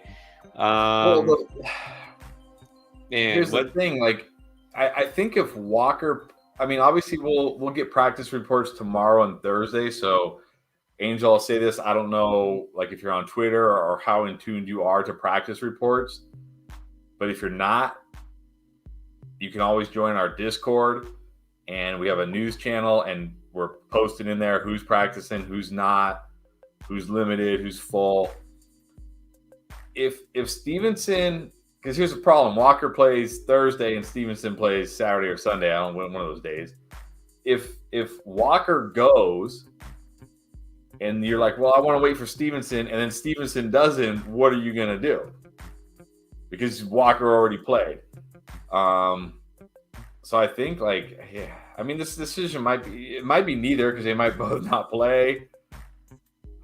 But I feel like if Walker is going to play and Stevenson isn't practicing, you're almost forced to play Walker. Does that make sense what I'm saying? I don't know if that makes sense. Yeah, no, it does make sense. I mean, obviously tomorrow we'll start to see practice reports for Seattle. Hopefully we find out something kind of definitive. I mean, everything I've read today, I get a bad feeling he's not going to play. Even if he does play, I'm just pretty much just sitting Walker, because even if he does play, I don't think he's 100%. And the matchup is pretty much as bad as you could possibly get. So I would just wait on Stevenson. The thing is, I don't know who you have on your bench. You're going to have to be ready to pivot from Stevenson. Stevenson has a great matchup because he gets the Raiders. So if you have, or maybe you could pick up Damian Harris if he plays, or maybe you have somebody who's fine on your bench, maybe you have Bam Knight or somebody, then you're not too worried. But I would wait it out. I wouldn't play Walker. That's just me. And you're set at receiver, and flex, you're fine there. I mean, you're good there. Yeah, don't change that. Ayush wants to know at tight end, you got Waller, who could be back, Andrews, or Goddard, who should be back. Number one seed. Well, if Goddard is back, it has to be Goddard. It has to be Goddard. I think if I then have to choose between Waller and Andrews, I'm still going Andrews. I'll gamble on that. I'm not trusting Waller. First game back. How many games has Waller even played this year? Like 3, 4? Like he's barely even played this year. Yeah. Goddard if he plays. Otherwise, I'll go Andrews. Yes. Goddard for sure. If not Andrews, I just pretend Waller doesn't exist. I have no interest. Number one seed, though. Look, you got really good options there. I mean, you're not struggling between is it Austin Hooper, or is it going to be if you're the number one seed, don't you have the bye? You can just not worry about it this week. But maybe not. Every league's different. Maybe you don't have buys there. Yeah, some leagues don't do that. All right. A couple of reasons to put this one. We've got a regular chat here. First of all, Jason is new. And second of all, to answer your question, no, we don't just do the super chats. We, of course, do all the super chats. And we're still running about 20 minutes behind. But he's got a trade question. Another good reason to put it up there. It's about Mark Andrews. Should I trade Mark Andrews for Kamara and Keenan Allen? Is this dynasty, or is this just a regular season long? I mean, if it's season long, yes, you should absolutely do this. Just to get Keenan Allen. Like Kamara, maybe he'll help you, maybe he won't. But same with Andrews, maybe he'll help you, maybe he won't. But Keenan Allen, to me, is just a no-doubt set and forget wide receiver right now. So, yeah, if you're getting Kamara and Keenan Allen and you're giving up Mark Andrews and it's not dynasty, then I do it. It's crazy because you're really selling Mark Andrews as the lowest point. Yeah. And you're coming away with the stud receiver and running back. Like, I'm not sure who is going to do this, but you take it and run. Yes. Man. All right, I'll leave with another one. You like Elijah Moore over Chris Moore, or sit Evans and start both? Are you that bold? I think I sit Evans and start both. I start both. I mean, unless somehow Brandon Cooks and Nico Collins both play this week, which I doubt. But yeah, if that doesn't happen, I think I sit Evans and start both those guys. Crazy, just crazy. Fantasy football is crazy. It's crazy. Yeah. I mean, we like these guys. You'll see, guys, when we in a couple days, our videos, we like each of them. So you can't feel great about Evans. Why not go for it? But then the problem is you're gonna have to rename, your team name. You're gonna have to call it Moores or something like that. Yeah. All right, let's go to Rifari again. D-Hop or Terry McLaurin? I know it's a tough matchup for Hopkins, but I just can't sit him. And like I said, we saw with Colt McCoy, but like for a couple games, a few weeks ago, Hopkins was totally fine with Colt McCoy. No problem. And like you said, like Colt McCoy's a vet. He can step right in. he can't step right in the middle of a game, obviously, as well. But now he's going to have not only a full week, he's going to have a full week to prepare. He'll be ready. I know it's the Broncos, but still, it's DeAndre Hopkins. I can't bench him. I just can't. I mean, you got to like McLaurin this week, and goes against the Giants again. It did well against them, but I can't sit D-Hop. I mean, it's a tough call there, really, but I'm going Hopkins too. Got to keep Hopkins in there. Ernesto says finished third. Thanks to you. All right, well, good to hear. So let's keep going. Finishing third, not good enough. No. I need to start one running back and one flex. We got Swift, Najee, Pacheco, Rashad White, Foreman, Palmer, Chark, or Knight, Elijah Moore, and McKinnon are on waivers. Okay.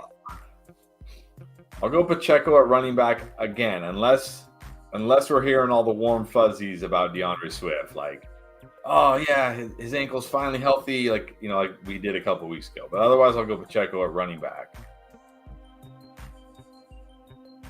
Yeah, I would too. So do you flex Swift, or do you go with Elijah Moore or Zonovan Knight?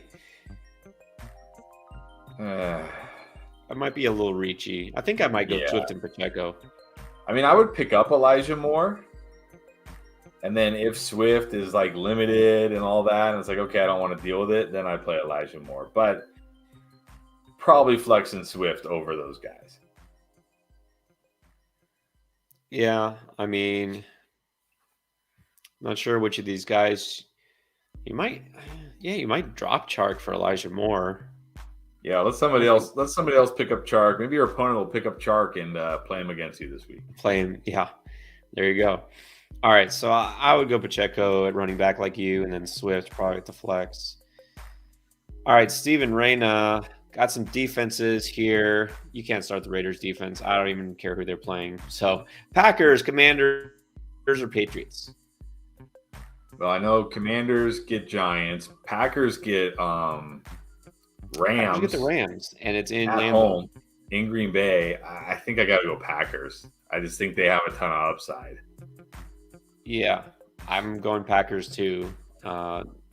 You always look at the opponent. Like, I know the Rams kind of showed up last game and they were respectable, but still, the potential for turnover with Baker Mayfield in there now. I'm not buying the Baker revival. Not doing it. No. They were respectable at home against the Raiders by scoring 17 points, and they literally had to go 98 yards on the final drive to do it. Yeah. I guess by Rams / Baker Mayfield's standards, that's respectable. And that's because it was against the Raiders defense, which that's what I'm saying. Like, looking up or streaming or no Raiders. Yeah, I go Packers. Yeah. All right, this one I'm trying to figure out. I know Nick has been very active on the chat, so I think he's responding to something from before. Maybe you can help me decipher this. Because it has Mahomes. Oh, he must have had the question where he had Mahomes and Jalen Hurts. Okay, is that what it was? I think we have to go like way back, and honestly, I'm just gonna get lost if I do that. But look at with this Wilson, team. Chase, and Hill at wide receiver, Pacheco running back, and Njoku at tight end, Philly D, Maher.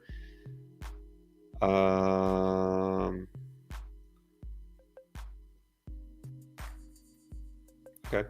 Yeah, I don't know. If there's a question here, but this team is ridiculous. I mean, you got Tyreek Hill and Jamar Chase and Garrett Wilson and Mahomes. He was the one talking about. He was the one we put up earlier about Etienne. That's what it was. Yeah, because I'm looking back now. He was the one who's saying, like, I'm rolling Etienne, no questions asked, because they're playing Dallas and Dameon Pierce, just put up numbers against Dallas. Right. He's saying he's going with Etienne because he's got basically a stacked team, like you said, and Pacheco at running back. So I see, like, the running backs, this almost looks like a 0 RB team. Yeah, which it's a good 0 RB team for sure. Although it might not be because he's chasing Hill. Etienne was somewhat early, like 3rd, 4th, depending on league. True. But he got Garrett Wilson either off waivers or late, which was nice. And he got Pacheco either late or off waivers, which also was nice.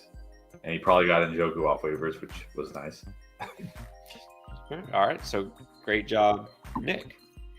Ulysses Ramirez, new to the channel. Welcome. Welcome. All right. So 10-team league. We need two, a tight end, and a flex. Pollard and Zeke. There's that man Etienne and Pacheco. Who are your 2 running backs? I mean, I think you have to play Pollard out of that group. And then it's close for me between Zeke, Etienne, and Pacheco, not Etienne. Zeke and Pacheco, but I might, I might just play the Cowboys running backs.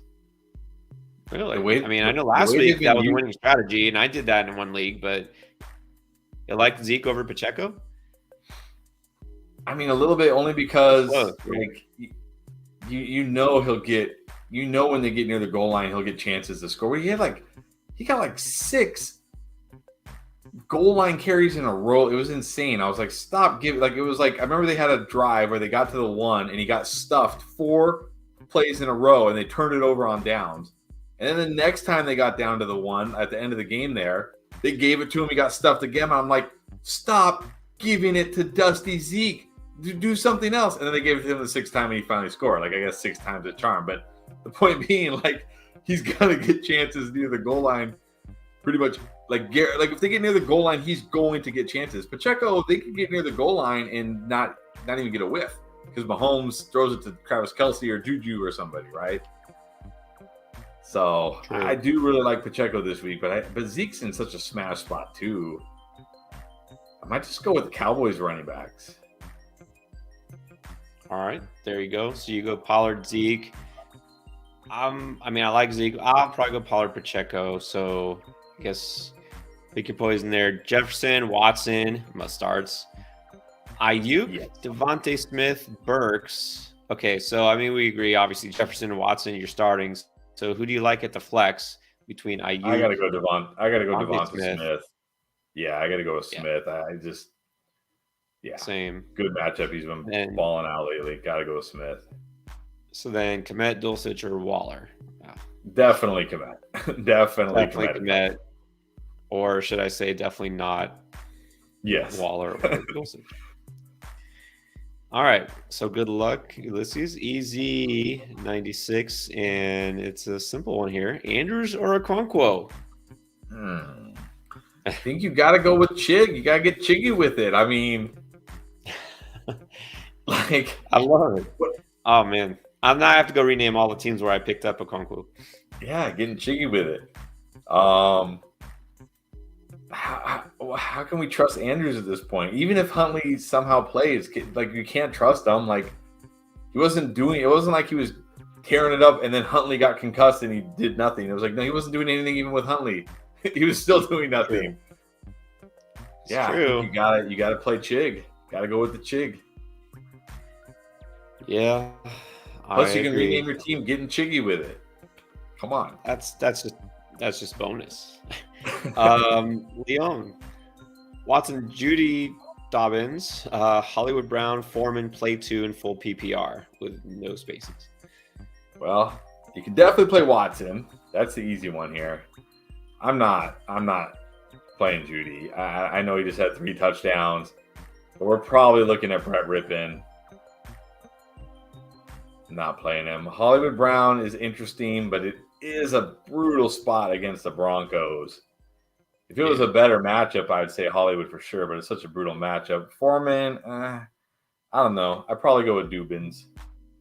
Probably go Watson and Dubins. I'll agree.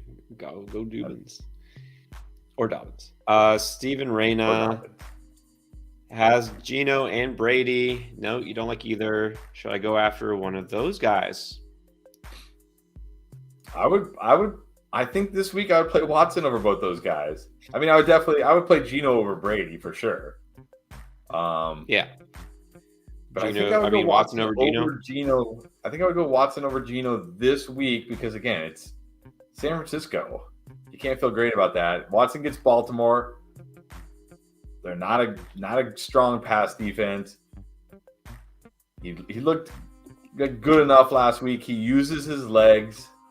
I'm going Watson this week. I'm selling out. I'm selling my soul. I'm playing Watson.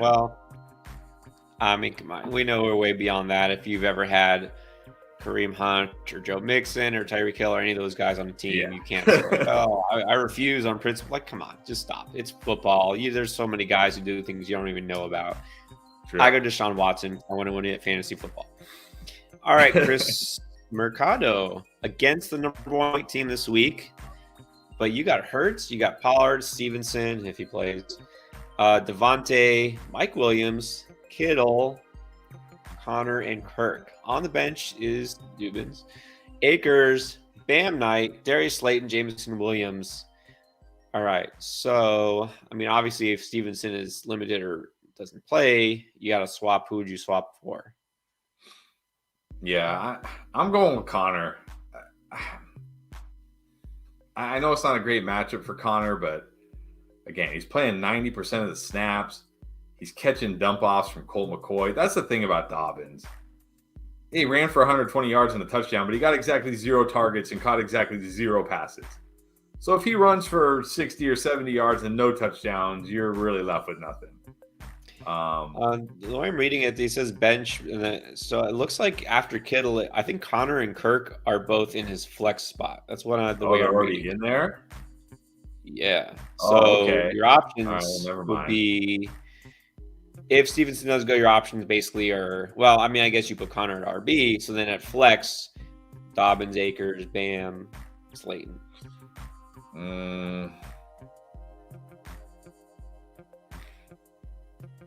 I don't know. It's tough. You actually have some good depth at running back. Yeah. Like if Stevenson is out, then yeah, I would move Connor to running back, and I'd probably flex Bam Knight.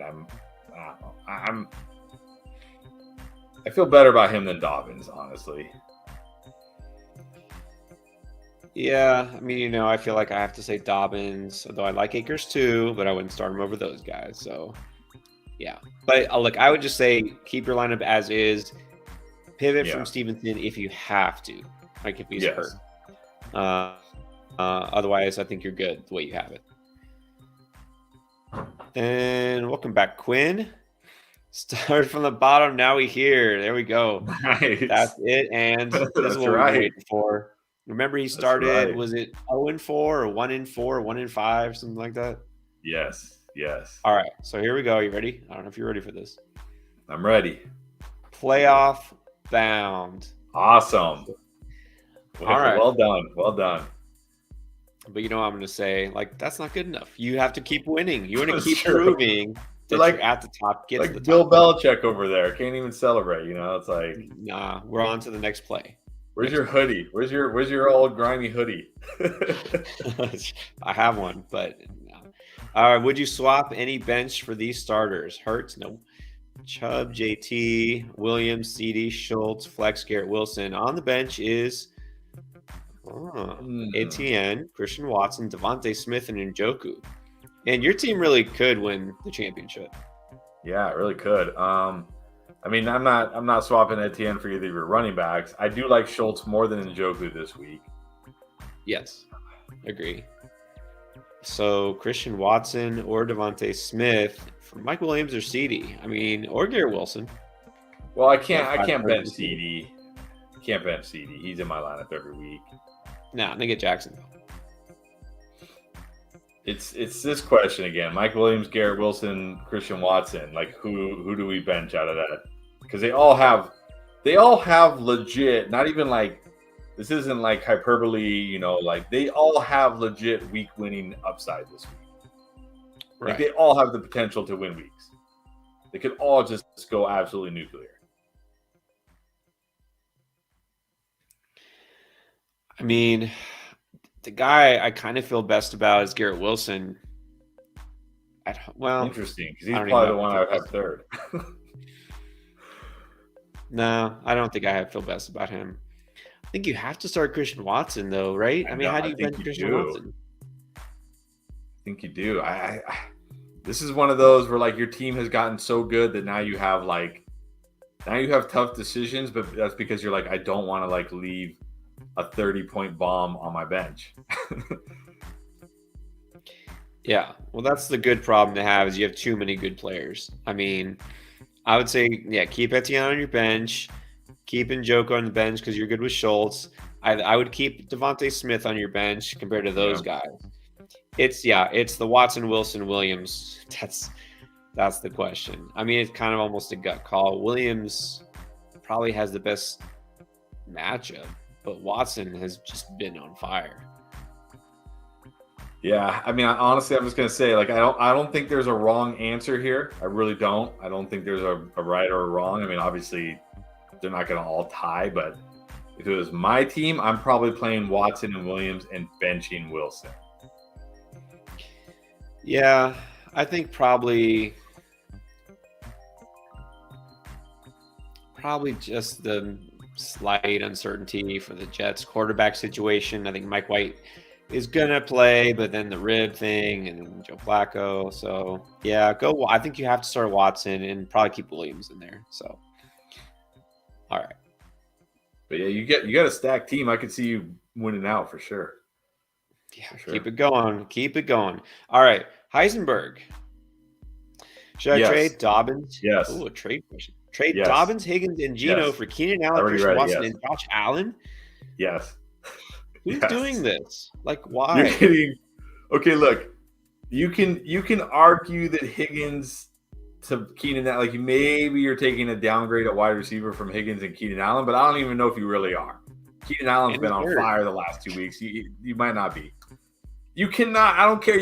I don't care. Like, you could be the biggest Dobbins truther in the world, and there's a lot of Dobbins truthers. They're like hardcore truthers.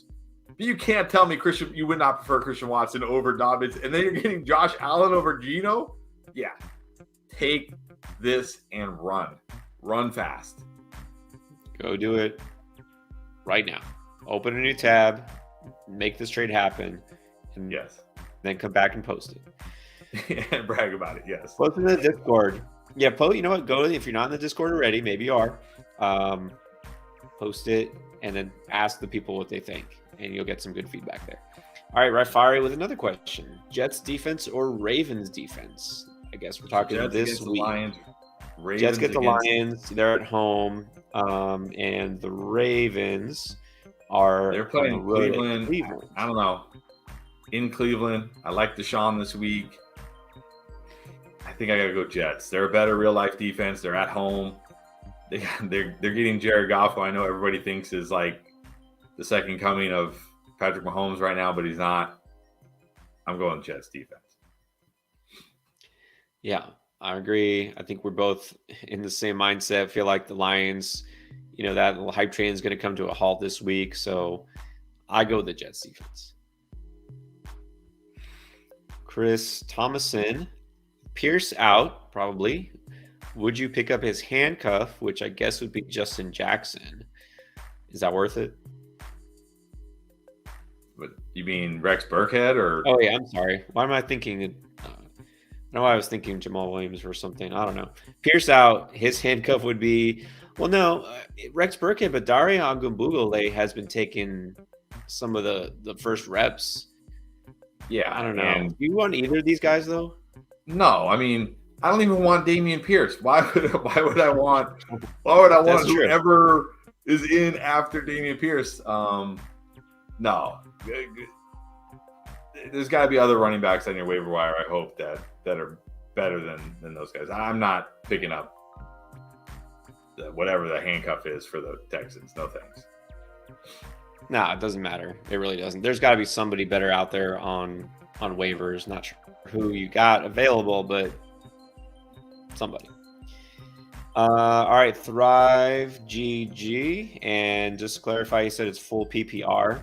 So starters are A.J. Brown, Godwin, Connor, JT, Kelsey, Christian Watson. On the bench, you got D-Hop. Kenneth Walker and T. Higgins. Okay, so I guess you want to put Hopkins in there over Godwin? Yeah, I'm going to put Hopkins over Godwin.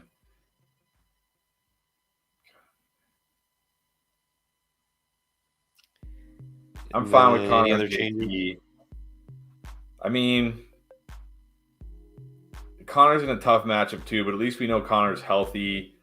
I mean, I did just see something where said We'll get the Seahawks injury report shortly, but it looked like Kenneth Walker took part again to some degree based on warmups. Walker was listed as limited yesterday. Fellow running back DJ Dallas wasn't doing much in warmups. So I don't know. Maybe he's trending towards playing. But is he 100%? That's the worry, right? Is he 100%? Well, my worry is the matchup too. I mean, yeah, but you can't feel good about Connor against the Broncos either. So, yeah, I'm keeping Etienne. I'm on the bench. I'm keeping. Yeah, definitely mention him. It's between Walker and Connor for me. And then I'm putting D-Hop in over Godwin, like you said. Don't risk it with Higgins' hammy in like another game where they're like, oh, he's fine, and then he doesn't play. Because I think that's twice we've seen that this year, right? Where it's like, he's fine, and then he doesn't play. And it's like, what? You said he was fine. Like, how is he not playing? Exactly. That's the thing. You have good enough options. You don't have to take that chance. Yeah. I don't know. I might just roll with Connor because he's healthy. Just because we know he's healthy. Yeah, this is my team. I'm just keeping Walker on the bench, like I said. I'm keeping Higgins on the bench because you were good. I'm keeping Etienne on the bench. And I would swap D-Hop for Godwin. Should be good. I mean, after that, then you got no worries about injury. So that's the last thing. What you don't want in week 1 of the playoffs is to lose because a guy gave you 0 like T. Higgins did last week, just completely gave you nothing. I don't know how to say that. Amos, I don't know. Flex, Najee, Walker, Dobbins, or Godwin? I'll probably go Godwin here in full PPR. Again, unless we hear that like Walker is 100%, no issues with the ankle, it's good to go. But even then, I might go Godwin just to not chance it because these coaches, man, right? Oh, he's good to go, no issues, and then he limps off after 2 plays, and you get like half a fantasy point, and you're done. Your season's over. And if there's a guy you can't believe anything he says is Pete Carroll, because I don't think he really even knows what he's saying half the time. He's like, oh, yeah, he's got this thing where it's like an old war injury and, there's some shrapnel in there. I'm like, what? It's like, you don't even know what he's talking about. I'm not starting Walker. You know this. Dobbins, I know he's got upside, but in full PPR, yeah, I would rather just go with Godwin. Gregory. Have Tyreek and Garrett Wilson. Wide receiver Evans or Ayuk at the flex. Man.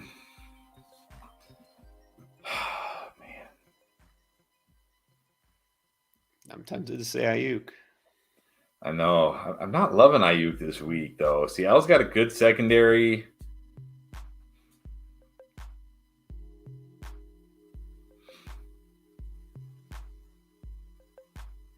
But, yeah, what do we expect from Evans at this point? At least Ayuk's catching touchdowns. I guess Ayuk.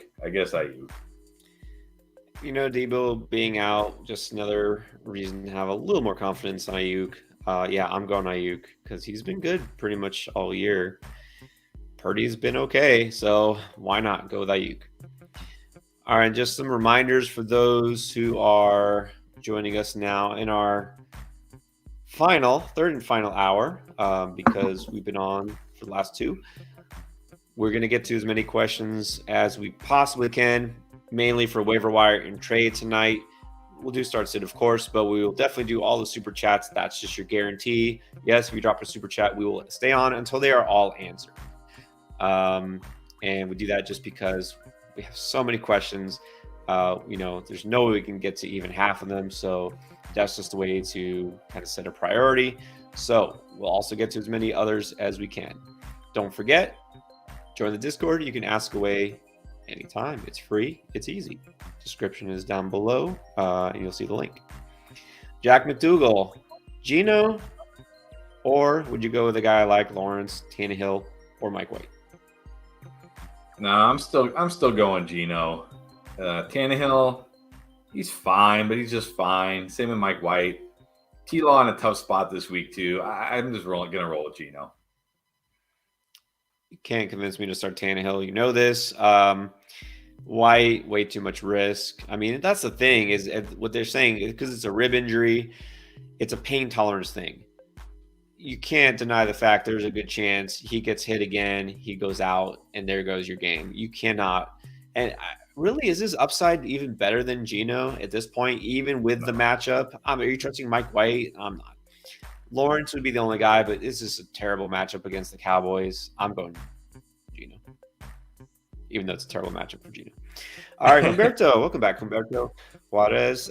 He's got Dak, Eckler, Aaron Jones, Adam Schultz, and the Cleveland defense. Need a wide receiver to Hollywood Devontae Smith. Definitely Devonta Smith for me. Hollywood in a tough spot against the Broncos. Don't love him this week. I think he's still startable, but not like one of my favorites. Like Smith a lot this week. He's been on fire. I think he's actually out-targeted A.J. Brown like 3 weeks in a row or something. I know A.J. Brown's having like the big games, but Smith is having big games too. So I like Smith. Yeah, Smith has been on fire. I think you have to start Smith. Well, here's the question then. Do you flex Hollywood or do you prefer Knight, Etienne, or White?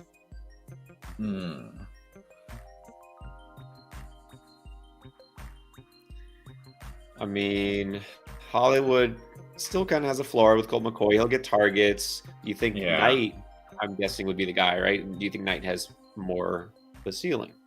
That's the thing. I don't think Knight does have more upside. I mean, yeah, I really don't. Like, he's fine. Like, I like Knight. He's fine, but I don't think he has like tremendous upside this week. You know, it's weird. Like Detroit, you look at Detroit since their bye, they've been really good against running backs. Like really good, and they face some good running backs: Dalvin Cook, Saquon Barkley, some other guys. Like they've been really good against running backs for some reason.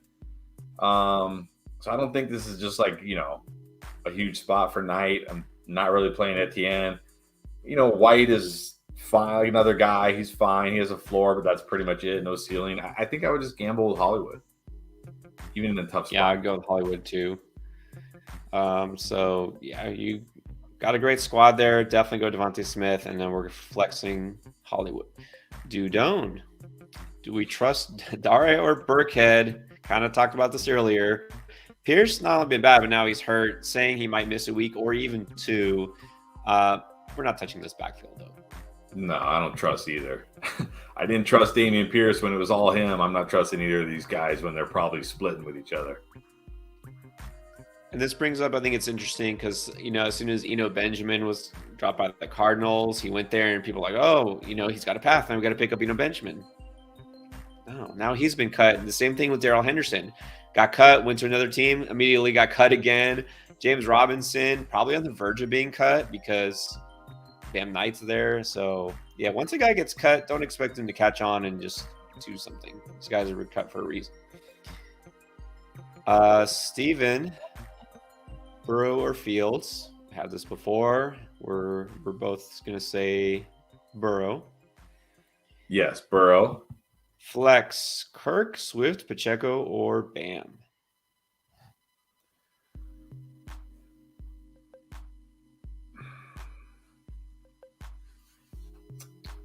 I mean, you'd think in the full PPR, Kirk would have the most upside, but he's also kind of the least trustworthy, I think. Exactly. Although Swift's pretty tough to trust, too. Swift kind of right there with Kirk. Right? Swift's got the upside too, but he's also untrustworthy. Pacheco the safest, but I don't know if he has like a huge ceiling. Yeah, that's the thing. I mean, I like Pacheco this week, but yeah, is he going to score as much as these guys? I mean, that's the thing. I wish we could just say Swift, but I know. I don't know.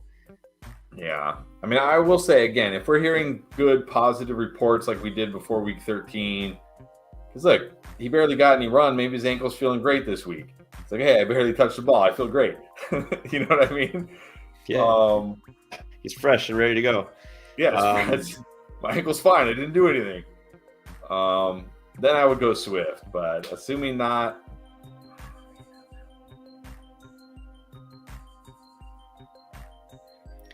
The Jets defense has been pretty good against the run too. I feel I don't know. On the road, I feel like it's too risky for Swift. I'd rather just take the safe points with Pacheco. My question for me is it Pacheco or Kirk? I think I might Yeah, go Kirk. that's kind of where I'm leaning because it's like I do like Pacheco this week, but like I don't think Pacheco has like a 25-point ceiling or anything like that, and Kirk does. So in PPR, I'd probably go Kirk. And that's one thing you might realize, Chris Moore of the Houston Texans just put up huge numbers against the Cowboys because the Cowboys are missing two of their starting cornerbacks. Like Diggs is still there, but the other two are not. So, yeah, Kirk could have a big game if they actually throw it to him, not like Evan Ingram or Zay Jones. All right, Cash fam, drop Waller or stash him. I mean, if you're really, really, really hurting at tight end, like you're rolling out, like I said, like Daniel Bellinger is your tight end one, and there's nothing on the waiver wire, then I'd stash him. But if you have a decent tight end, then you can drop Darren Waller. I have no interest in Darren Waller. I mean, I guess if you have the extra room and you don't love your starting tight end, then maybe, but I'm not expecting much because, again, even before he was hurt, he wasn't very good. Yeah. All right. Not just because this is one of our favorite viewers here, Shrek 2 on DVD. By the way, guys, I don't think we've promoted a movie quite so much as Shrek 2 on DVD. So if you don't have it by now, we should which get I royalties. do. Get royalties. Yeah, I know. I do have Shrek 2 on DVD because I had children from when that movie came out. Should I drop OBJ for T.Y. Hilton? Didn't I hear that right? T.Y. Hilton is catching on? Yeah, he signed with the Cowboys. That was the big splash they made, right? Wasn't it the Cowboys? Yeah. They're like, he's not OBJ, but he's T.Y. Hilton. Okay, so this is like a trick question. I would rather just drop OBJ for somebody else. Trick question because yes, you should drop OBJ, but no, not for T.Y. Hilton, for somebody else. Yes. I don't care who, just somebody else. All right, I'll do a couple of the regular comments here because I saw my name. Does Pierre Strong have upside as the Pats backfield pass catcher if Ramondre is out? Maybe. Probably, but probably a little, I guess. I mean, Damian Harris would have to be out too, I think, for him to really have. Well, I think the way you asked is smart because he's saying as the pass catcher, because Damian Harris doesn't catch passes. Yeah. He will be the lead runner. Like when Harris doesn't catch passes either. So I think Strong could, and this is why I kind of liked him as a sleeper before the season. He's perfect for that role, the James White role. Well, they just made Ramondre Stevenson in the James White role and the lead running role. He's like LeGarrette Blount and James White put together. But he does have some upside, but really it's not as high as you would like. It would have to be with both Harris and Stevenson out. So I guess what I'm saying is just a deep stash. Yeah. And then not above answering a question because of pandering. We are great. I agree. No, I'm just kidding. All right, so let's answer this question. Cowboys or San Francisco defense? Can't decide. I think you got to go Cowboys against Jacksonville. I know San Francisco is enticing too, but one thing about like Geno and the Seahawks is DK, Tyler Lockett, they can make plays, they can put points up. I don't expect them to score a ton of points. Also, it's in Seattle. I think you got to go with the Cowboys.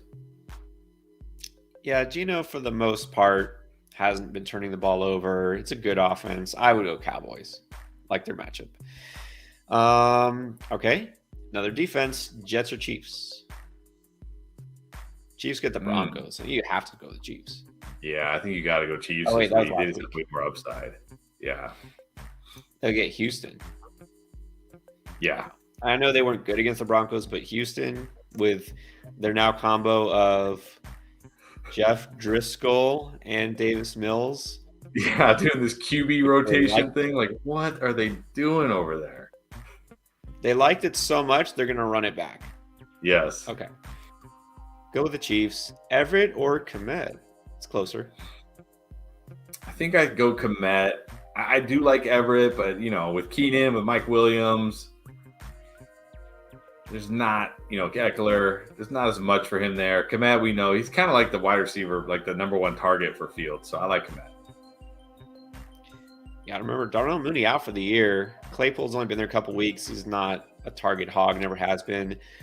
Kmet is basically the guy. We always say this, guys, when you're looking at tight ends, look for, obviously, talented tight ends, but guys who are natural pass catchers on teams that don't have a bunch of stud receivers. Chicago doesn't have any good receivers, basically. So Kmet, you got to feel better about him. Everett's surrounded by 3 good receivers. Not as good a spot. And then drop LJ and Pierce, Lamar Jackson.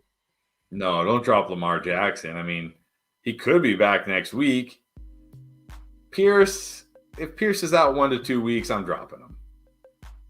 Fine, yeah, no problem. Yeah, I think you can drop Pierce. If you got Lamar, probably don't drop him. And then I did see that Crystal said we missed her super chat. Oh, sorry, I just put this up. Okay, sorry about that, Crystal. Again, we get a lot of scrolling to do, so sometimes it happens. So thanks for the reminder. Dak or Watson? I'm going Dak. He's been playing great. He's got Jacksonville. Going Dak. Yeah, Dak is a guy, again, didn't have his best game against Houston. Not what you want to see, but it's a good matchup for him. He's a guy, this offense is rolling. Don't question it. I go with Dak. Browns or Steelers? So Browns versus Ravens, Steelers versus Panthers? Is that who they play this week? Steelers are going to Carolina to face the Panthers. Yeah. The one thing about Darnold is they're not really letting him throw. He's not throwing interceptions. They're just running the ball a ton, right? They're just running the ball a ton, winning with their defense, winning ugly. I think I'm going to go with the Browns against potentially the third string quarterback for the Ravens. Yeah, exactly. Lamar's not playing. Huntley, I think, was looking doubtful. I'll go with the Browns. I actually like the Browns defense quite a bit preseason. I think now they're kind of rounding into shape. And then here's that question again. I hate to say Andrews or Ingram. It has to be Ingram. Yeah, you got to go with Ingram. You got to ride that upside. Sadly. Oh, man. All right. Let's see where we're at now. I think your thing is catching on here, by the way. Get jiggy with it. That was from a while ago, but we're still about 20 minutes behind. Don't worry, guys. If you drop a super chat, we will get there. I'm catching up. Okay. Luis Ortiz, welcome back, Luis. Go for McKinnon off waivers. Got Swift, Dalvin Cook, and I'm guessing Stevenson. I mean, yeah, you should definitely go for McKinnon. Obviously, depends on who you're dropping for him. Like, I'm not dropping a good player for him. Like, I wouldn't drop any of those guys for him. But, yeah, if you got somebody, like, this is the time of year, if you got somebody just sitting on your bench, like a Deontay Johnson, who you're never going to start, a Cortland Sutton, who you're never going to start, yeah, drop him for McKinnon. I mean, think about it. Like, first of all, he has standalone value. We've seen that. But what happens if Pacheco gets hurt? We saw it even last year. Look at the playoffs. When they went on their playoff run, it was all Jerick McKinnon. He can handle the full workload, and the Chiefs trust him. So definitely pick him up, but not like for guys like this. It's got to be more like guys on your bench that you're never going to play. Yeah, don't drop those guys, but also I wouldn't start McKinnon over any of those guys this week. No. I don't think you would either, no? Okay. No. Yeah, so worth adding, worth a stash. Definitely a good guy to have on your bench, but I think you're good with the running backs you have. And then Trigger Trey, what is up? Lost Stevenson and Jeff Wilson. So I don't know if Jeff Wilson's really a loss these days. Yeah, I was going to say, I don't know if you really lost Jeff Wilson, but okay. We'll need a running back and a flex out of these guys. So we got Dobbins, Pacheco, DPJ, and Monty. All right. Well, I'm gonna say right now, if Jeff Wilson plays or not, don't start Jeff Wilson. Like, don't start Jeff Wilson. So I'll assume Stevenson is out. So you need. Well, I guess in that case you would need 2 running backs and a flex, or would one of these guys be your flex? Um, well, he's saying lost Stevenson. If he doesn't play, I will need an RB2. I think Stevenson is his RB2, so we would need a Okay. running back out of Okay. those So three. So Monty, assuming Dalvin. Stevenson doesn't play, my RB2 Yeah. would be Pacheco, and my flex would be Peoples Jones. So I was going to ask, we haven't had a question about Monty yet. They're coming off the bye. You wouldn't trust Monty because of the matchup? Yeah, exactly. Like, I don't dislike Monty in a vacuum. He gets the usage, but against Philly with Davis back, that run defense looked a lot better. Remember, that run defense was like incredible to start the season. Then Davis got hurt, and then all of a sudden teams were running all over him. And then last week he came back, and nobody could run the ball again. With Fields healthy, Montgomery's upside is capped a little bit because Fields is going to rip off a 70-yard. Maybe not this week, but he always has the potential to rip off a long run or steal a goal line touchdown or something like that. So I just feel better about Pacheco this week. Yeah, and I agree. That's all good points. Again, sometimes one player makes a big difference, especially a run stuffer in the middle. I mean, The reason they drafted him, the reason he was on one of the best defenses maybe ever in college football. So RB2, yeah, I agree. Go Pacheco, and I like DPJ. And then trust Andrews or get jiggy with it. I'm getting jiggy with it. I'm not trusting Andrews. Like, you can't be like, if you're like, oh, I trusted Andrews and I was wrong this week. Well, guess what? You don't have to worry about it anymore because you're done. No. Just get jiggy with it. Get jiggy with it. There you go. And he has another question, but separate here. Goff or Geno? I'll go Geno. I mean, they're both in tough matchups, but I trust Geno more. Geno at home as well, not on the road, in New York. I'll trust Geno. Yeah, and Trey, if you didn't catch it earlier, because we've had a lot of people concerned about Geno, makes perfect sense. Goff, yes, has been great the last couple of weeks, but this is a different team at home. On the road, not quite as dynamic. I don't think he'll be like completely awful, but this is a really good Jets defense. I don't expect a lot of points here. You got to be ready for the letdown. Just go with Geno and play it safe. And then Steven, Tennessee's defense for week 16 because they play Houston. His normal defense is Dallas because they play Philly that week. Tennessee defense is so bad. I mean, they're great. They're great against the run, but it is Houston. Like, it's hard to say no to a defense against Houston. I mean, yeah, that's the thing. I would say stick with Dallas this week. But yeah, when Dallas plays Philly, I don't think you can play them. Like, there's no way. No, but I mean, is Tennessee the best defense available?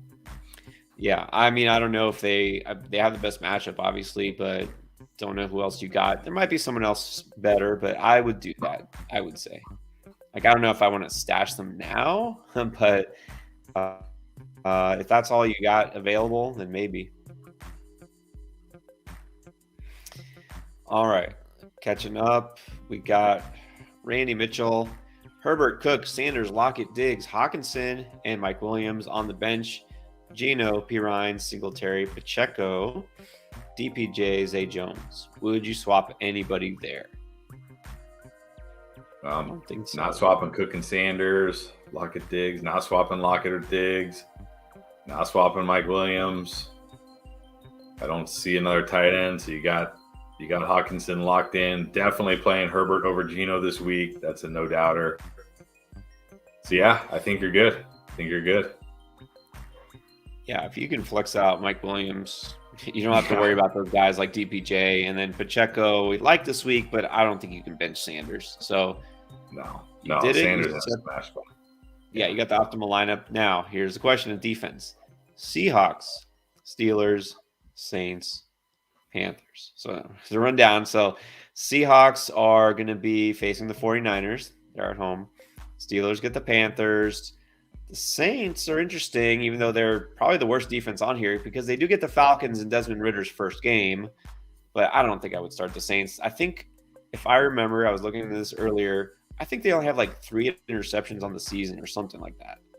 Yeah, I'm not starting them. I like the Panthers going up against, again, unless Kenny, because remember last time Kenny Pickett got concussed, he cleared it in like 2 days. It's like the Steelers do some weird thing with their concussion protocol out there or something. But if Kenny Pickett is out, then I'm going Panthers, because you're talking about either Mitch Trubisky or Mason Rudolph. And whichever one it is, I'm fine streaming against that QB, no problem.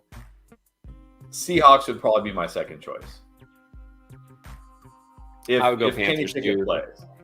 His defense has been pretty good lately. You got to recognize Panthers are being smart, like you mentioned, not letting their quarterback throw the ball too much, playing conservative. They're letting their defense win games, and it's working because they actually have talent on defense. So, yeah, I can't play the Saints. There's just not enough upside there. I'd go Panthers. Stanley, welcome back, Stanley. Stanley? Need a running back, a receiver. Should I pick up Bam Knight or Dobbins? And DPJ or Elijah Moore or Zay Jones? Well, got Pierce. I mean, I think you could drop Pierce for either Bam or Dobbins. Yeah. Just which one? You probably prefer Bam. Yeah, I prefer Bam. They have a better playoff schedule. You don't have to worry about the knee. Right. Exploding. Yes. And then for wide receiver, that's tough because I like both DPJ and Elijah Moore, but I probably like DPJ a little bit more just because even though I like Elijah Moore more this week, I don't know if I'm going to like Elijah Moore every week. And DPJ looks like, at worst, he's like the number 2 for Deshaun Watson. So I'd probably go with Knight and DPJ. Same here. Go Knight, DPJ. I think you can drop Pierce. I don't know if you need to drop anybody else. You already got your guys to drop, but that's why I would do. And then Dak or Fields this week. I think you still got to go Fields. I do like Dak a lot this week. I know it's a tough matchup for Fields, but man, what he can do with his legs. I think I go Fields by a little bit. This one's closer. I know we had like Burrow Fields. We go Burrow. Yeah, I don't know. Dak. The worry, I guess, is always what it is lately with Cowboys is that it's the running back scoring touchdowns. The running back's getting yardage, right? They're running the ball so efficiently. Is Jacksonville going to push them enough to really pass that much? Go with Fields. Let's make life easier and go with Fields. All right. Panky Wonder. Full PPR, flex, Saquon or D-Hop? As a flex? Man. Oh, jeez. How do you have this flex decision?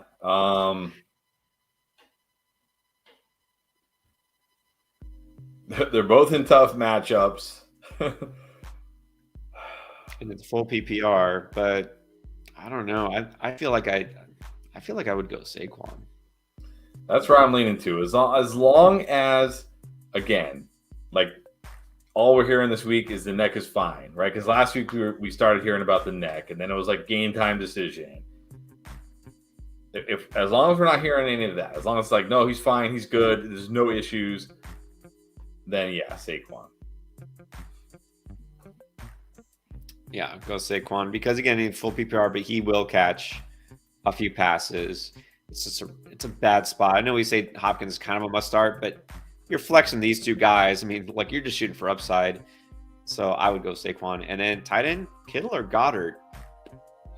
I think you got to go Goddard if he plays. I mean, Kittle in a great spot against Seattle, but we need to see it with Brock Purdy before I can put him in over Goddard. Like Goddard, to me, is if Goddard's back, you have to start him. Yeah, I'm going Goddard. So Saquon and Goddard. Either you got just a really stacked team or it's a very shallow league if those are your choices. So but good luck. All right, this is not a deep league. In fact, I hope I'm not in any league where I have to make this decision. Mark Evans, Davis Mills, or Kyle Allen? I don't think this is a fantasy question. I think this is Mark from last week. Remember, he was asking Tom Savage, Kyle Allen, or Davis Mills. It's definitely Davis Mills. Davis Mills has at least shown signs of something at points in his short career so far. Like, I really had high hopes for Davis Mills actually this year because he finished the season strong last year. I thought, okay, maybe he can build on that, be better in year 2. I mean, maybe it's Davis Mills, but maybe it's Lovie Smith. Because I don't know, do you see that the other day? Chris Moore scored that touchdown, and Lovie Smith he like almost scored the touchdown. And Lovie Smith was like, well, we saw the replay, and he wasn't in, so we figured there's no point in challenging it, which makes no sense because if you challenge it, first of all, it's like the end of the game. It was basically he's like you lose the timeout. It doesn't affect you one way or the other. So if you challenge it and they say no, he's not in. Okay, you lost the timeout, but you still are going to have 2 chances to score from there.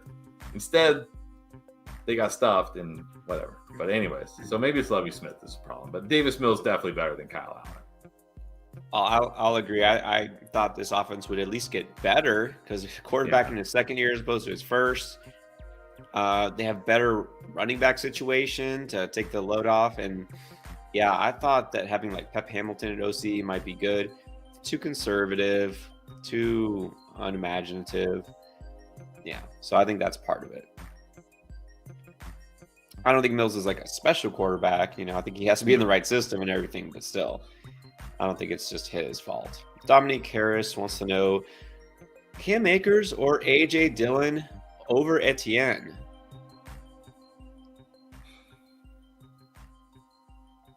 Are you that low on Etienne this week?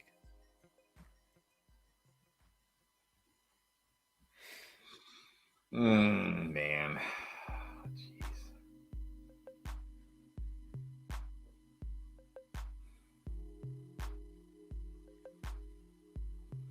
Really? You had to pick this one? Specifically for a reason. I know it wasn't a super chat, but I had to pick this one up. Just pick a nice easy one. And I'm waiting until you answer before I say anything.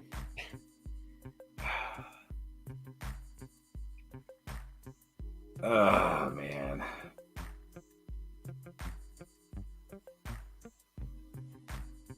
And Akers and Dillon play each other on Monday night in Lambeau Field.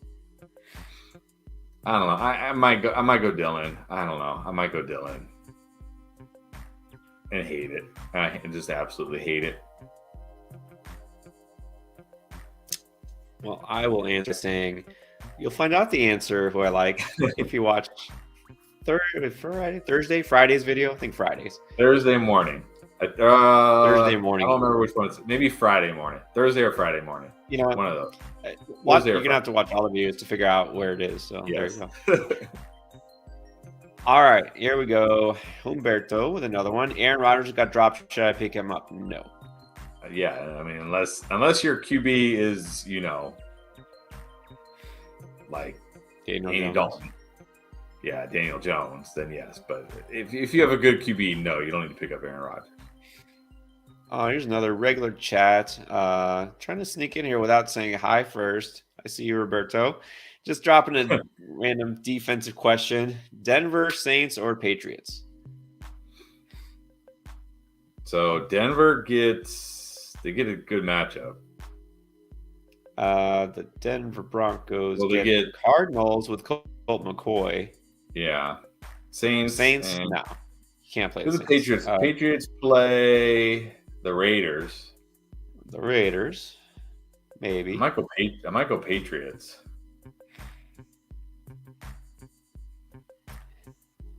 Yeah, because that's the thing is McCoy. I mean, they feel like there'll be a conservative game plan. McCoy isn't like a turnover machine. They'll run the ball a lot. That game could just be like 10-7 or 10-6 probably. I go Patriots. All right. Just so you know, guys, got about 30 minutes. We're going to keep on until we answer at least all the super chats. Oh, look, we got one from Shrek 2 on DVD. Need 2 quarterbacks. Geno, Purdy, Ritter, and Tannehill. I'm going Geno and Tannehill. I know you're not a big fan of Tannehill, but he's got another good matchup this week. He's fine. Hopefully he'll have Traylon Burks back, but it didn't matter last week without Traylon Burks. He did fine. Purdy on the road in Seattle, I'm not ready to trust him. And Ritter in his first start ever in the NFL, I'm definitely not ready to trust him yet. I'm going Geno and Tannehill. Yeah, Geno for sure. I'm tempted to say Ritter, but you can't. I know the defense isn't good, but how do we know Ritter is good? And it's not like he's a guy being dropped in this great offense or anything. So I would go Tannehill too. Very, very reluctantly over Purdy. And then Pedro Nevares. Who should I start at the wide receiver 2? Johnson, Palmer, Burks, Slayton. I'm guessing Deontay. Yeah, I guess Deontay Johnson, Josh Palmer, Burks. I'll say Burks if he plays. Yep. Assuming he's good to go. I like Burks too. Got the upside. He's the number 1 target there. So yeah. Burks, and then a QB, Brady or Purdy is where we've gotten to. Oh, man. I think I still got to go Brady. Yeah. He's at home. Not ready to trust Purdy. Again, on the road in Seattle. The 12th man screaming at him. I'm going Brady. I mean, Brady's definitely been disappointing, but it's not like he's throwing 3-4 interceptions a game and getting you like 99 yards. I mean, at least there's something there. I'll go Brady too. And then I do like Burks, assuming he's good to go. Yeah. All right, and then the men of the night, head-to-head. We're going to have Etienne facing off against JK. I think I go Dobbins. I mean, this cannot, again, it's like, fool me once, shame on you. Fool me twice, shame on me. Fool me 6 times in a row. I just like pain, I guess. Like, there's like how many times can you just keep slamming your head against the wall? Like, this is the week. This is the week. This is the week. It's like, nah. I don't even like Dobbins this week, but I'll go Dobbins over Etienne. Yeah. I think you got to roll with Dobbins here. I mean, maybe Etienne goes off randomly against the Cowboys. Maybe it happens. Maybe. But I'm not going to. Anything's possible. Again, unless we're hearing like, that Dobbins is, because I feel like this is kind of what happened last time. He had that big game, and the next game he didn't have nearly as big game, and then we started hearing like, yeah, he's dealing with some knee soreness, his knee's sore. It's like, okay, great. If we don't hear any of that stuff, then I go Dobbins.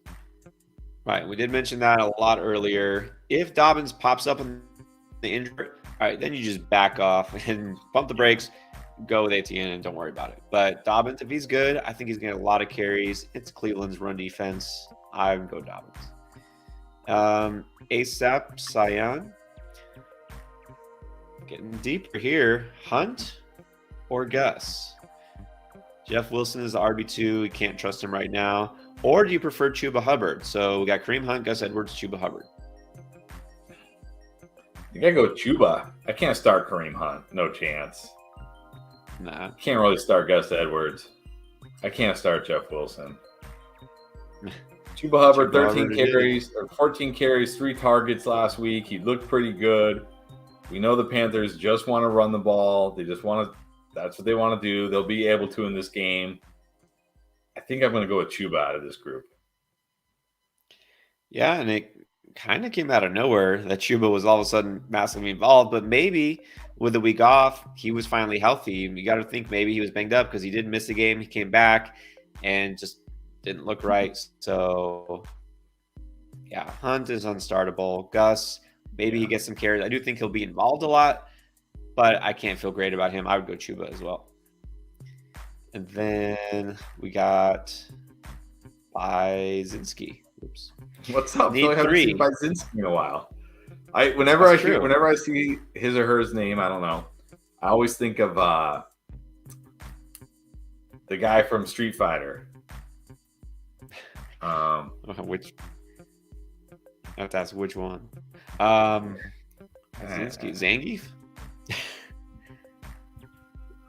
Is that who it was? Zangief? I don't remember.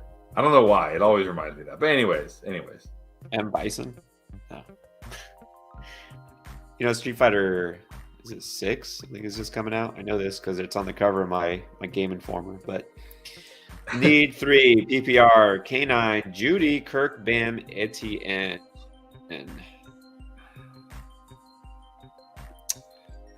I mean, Kirk and Bam are the only two I feel good about. Yeah, I mean, like in this group, I would say if Walker plays, maybe roll out Walker, even though I really feel, really don't feel good about him. But yeah, if Walker plays, I'm going Walker, Kirk, and Bam. If Walker doesn't play, I guess I'm going Etienne. Yeah, I do like Kirk. I think for me, he's probably the most solid here. I say yes to Kirk. I say yes to Bam. If Walker's going to play, maybe just try Walker. If not, go Etienne. Sorry, guys. I know Judy coming off his career best game. It's going to be Brett ripping, all right? It's not going to be Russ cooking again. And it's not even a great matchup either. So, all right. We are on to Style and Moose. Godwin or Mike Williams?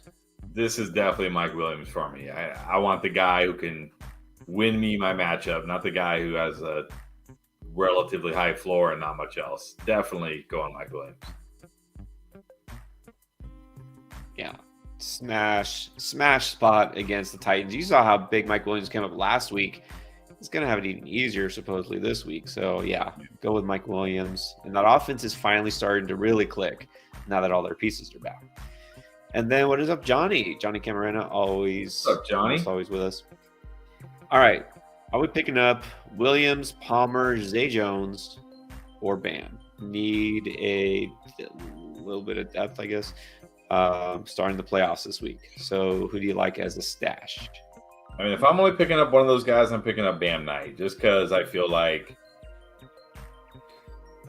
none of those wide receivers to me feel like difference makers. Like they're fine. Having a running back like Bam Knight, it's just hard to find guys like that. So if I'm only picking up one of these guys, I'm picking up Knight. Yeah, Palmer is, I mean, just a depth stash really at this point. Now with all those other pieces back. Jameson Williams, you saw what he did. He caught that one touchdown pass. Guess what? He caught that one pass. That's it. That's all he did, really. You can't count on him for too much. And then Zay Jones, like if you need him, but if you're just looking for depth, you definitely would rather have running back depth than wide receiver depth. So these guys are just out there in your wire. You don't need to worry about stashing a wide receiver. Definitely go with a guy who's now starting running back. And then Peter R. Oh, this might be close. Goddard or Hawk at tight end? I still got to go Goddard, assuming he's back. I mean, he was just so good, and this offense is so good. I got to go Goddard. Goddard to me is one of the very few tight ends where if I have him, I'm just no doubt put him in my lineup and not even thinking about it. Yeah, I think I'd still want to see like the practice reports and make sure he's full go, like completely no limitations, no questions, no game time decisions or anything like that. Because obviously then that would change things. I wouldn't feel as confident about him. And you got a guy like Hawkinson, I'd roll with Hawkinson.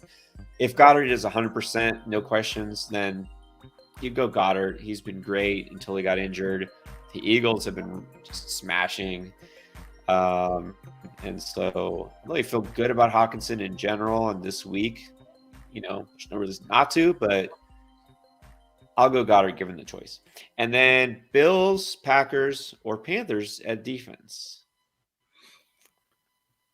Bills play your Dolphins. They do. So, but they haven't been like that good, right? Like they haven't been. But the Bills defense, the Bills defense hasn't been that good lately. I think I gotta go Packers. I mean, they're playing the Rams at home. They're in Green Bay, in Lambeau. It's gonna be cold. It's Baker Mayfield getting sacked 7 times and throwing 3 interceptions. I got to go with the Packers. Yeah, I would go the Packers too. Look, Panthers are actually pretty good. Well, like if it's hypothetically, if it is Mitch Trubisky at quarterback, do you prefer the Panthers? No, I'll probably still go to the Pack. I mean, maybe it's closer if it's Mitch Trubisky because he could probably throw 3 interceptions too. But what do we really expect from Baker Mayfield in Green Bay? Like he just had his hero moment. He's not going to put together two straight hero moments. No, I know that. I don't expect much. Trust me, I don't. But I think if it's Trubisky in there, I might prefer the Panthers. The Panthers have been pretty good defensively. I feel maybe a little bit better about them forcing turnovers. It's close. It would be one of those two. It wouldn't be the Bills, not just because they're facing Miami. Miami's offense has not been great, but Tua isn't a turnover prone quarterback. And the Bills defense just hasn't been that good lately. So yeah. And then Precision Building back asking if we responded to a super chat about RBs. I know we responded to a super chat from him like way back, but here it is again. Foreman, Pacheco, Aaron Jones, or Rachaad White need 2.5. I'm gonna go Aaron Jones and Pacheco. Foreman, he's okay. White is more like a floor play, but in half PPR, it may not even be a floor play. Honestly, it might be like a.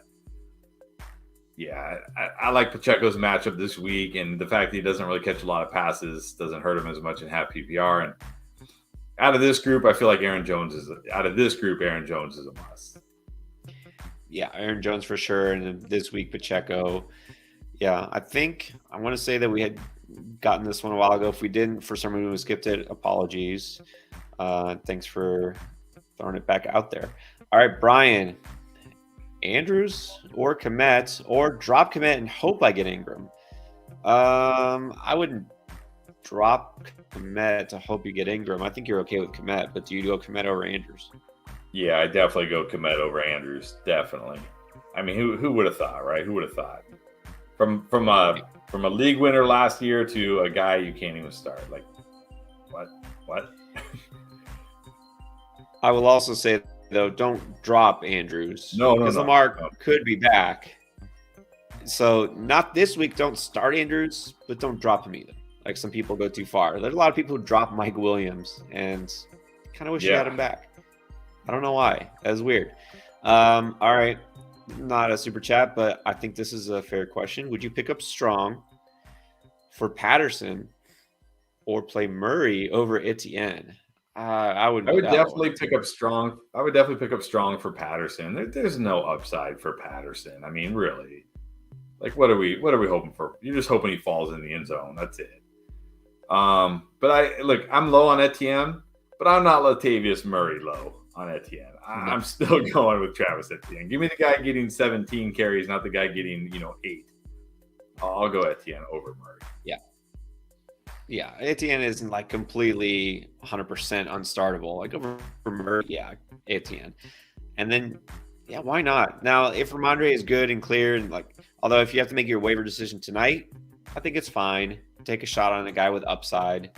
If you don't have to, if you can wait. I don't know how many people are rushing out to pick up Pierre Strong. We don't even really know if he's the guy. It could be Kevin Harris. Damian Harris might be back. So it's really more of a long shot, but long shots sometimes come through. So it wouldn't hurt. You're not starting Patterson anyways, right? Hopefully he's like your 4th or 5th running back. Yeah. So you're not going to miss him.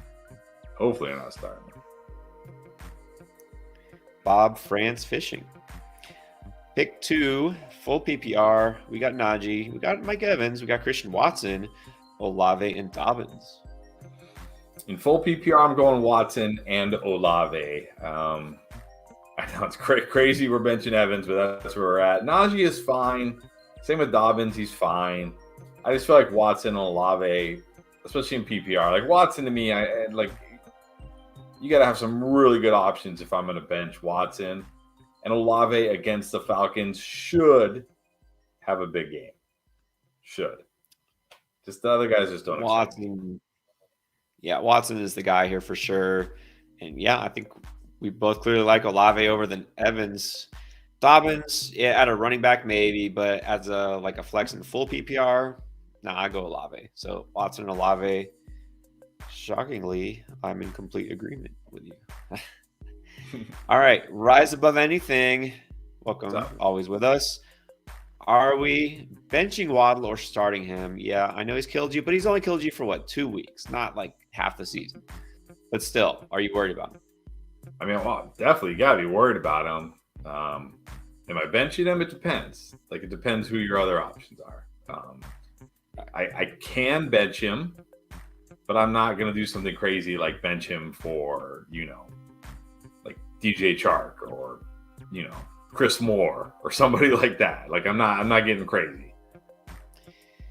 We had a question earlier where somebody had, for some reason, like 5 stud receivers. Remember, it was like Stephon Diggs, Jalen Waddle, Christian Watson, Mike Williams, something like that. And they were like, okay, maybe you could bench Waddle for those guys, but that's as low as you can get. Like, I'll probably still have him in the top 20 at least, maybe top 15. I don't know. I have to look doing rankings later tonight. So, not just outright benching him. No, only if you have really good receivers you can play over him. Noah, which 2 should I drop? Jameson, Dante Foreman, Pierce, James Cook, the Chiefs defense, you have the Eagles, and replace them with DPJ and Bam. Well, I'm going to say if you're playing the Eagles, just drop the Chiefs D. You don't need you don't need 2 defense. The Chiefs defense is going to help your team not at all by sitting on your bench. So if you're going to roll with the Eagles defense this week, I would just drop the Chiefs defense. And I'd probably drop Pierce. I mean, James Cook is droppable too, but there's always the chance that, like, at least James Cook is still on the field with potential. Pierce might not even be on the field, and we know we've seen it. Like, okay, it's not there. It's just not there anymore. Whatever happened, whether it's the offense, he got worn down, who knows? Whatever happened, but something happened. So I'm dropping the Chiefs D and Pierce. Yeah, Pierce probably not going to play this week, and they're saying maybe next week, but not playing him. Just drop Pierce and definitely drop your defense. The Chiefs defense, that is. Then we got ASAP again. Thank you. All right. Well, no, thank you. We appreciate the chat. Yeah, thank you. You also have a tight end problem, don't we all? Don't we all? Got 99 problems, and 98 of them are tight ends. Should I go with Dawson Knox or Cole Kmet? I don't really think you have a tight end problem. I would love to have Cole Kmet. I think you go with Cole Kmet. I like Cole Kmet. Yeah, I mean, Knox, randomly finds the end zone once in a while. You cannot trust him. I go Kmet for sure. Alex, who should I start in non-PPR, Pacheco or Garrett Wilson? Man, is it enough? Non-PPR is what makes it tough. Is the non-PPR enough?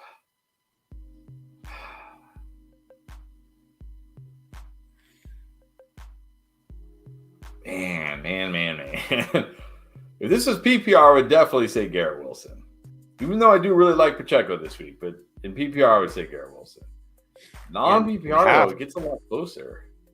Well, even in half, it would be like easily Garrett Wilson to me, but yeah, this does make it tough. I mean, I think I could see them both getting similar yardage. But I think Wilson still has a better path to a big yardage game. And then as far as touchdown potential, I think I still lean Wilson, actually.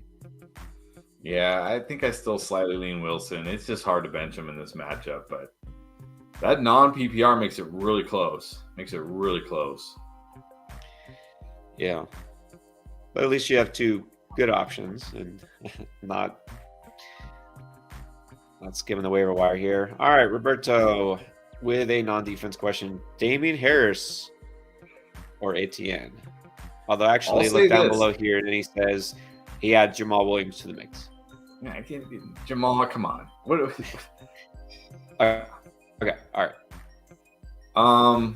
I'll say if Damian Harris is fully healthy, good to go, not on the injury report, I am starting him over Travis Etienne this week against the Raiders because we know he's going to get 15 plus carries. Yeah, he's not going to catch a bunch of passes, but you know what? Neither is Travis Etienne. Etienne got 0 targets last week. Jermichael Hasty and Jamal Agnew got all the running back receptions. So give me the guy going against, the Raiders defense. I'll take Damien Harris, assuming he's healthy and not, it's not coming down to like a game time decision, test it out in warm-ups or whatever. He's good. He's not on the injury report. Give me Damien Harris. And that's the thing, this is one of those nights where by the time we're done, everyone's like, you guys hate ATN. He's like, Yeah. No. You actually really liked ATN before the season. And look, I was one mid-season. of the biggest guys on ATN this year. Yeah. And by mid-season, we were saying he was a must start. Like, don't think about it. But you have to now think about it because, again, it's not about him or it's not whether we like him. It's the way he's being used or not being used. For some reason, the guy who's one of the best pass-catching running backs in the league is not being targeted, which I don't get. But again, this is Doug Peterson thing. He was getting, number 2 carries, not even getting carries behind James Robinson until he finally realized he was dust. He's just not getting used. So Damien Harris, if he plays, and even if Ramondre does play, he's going to get used probably as much as ATM. So I would just say Damien Harris, unless, of course, he's injured again. Yeah. And H with another one.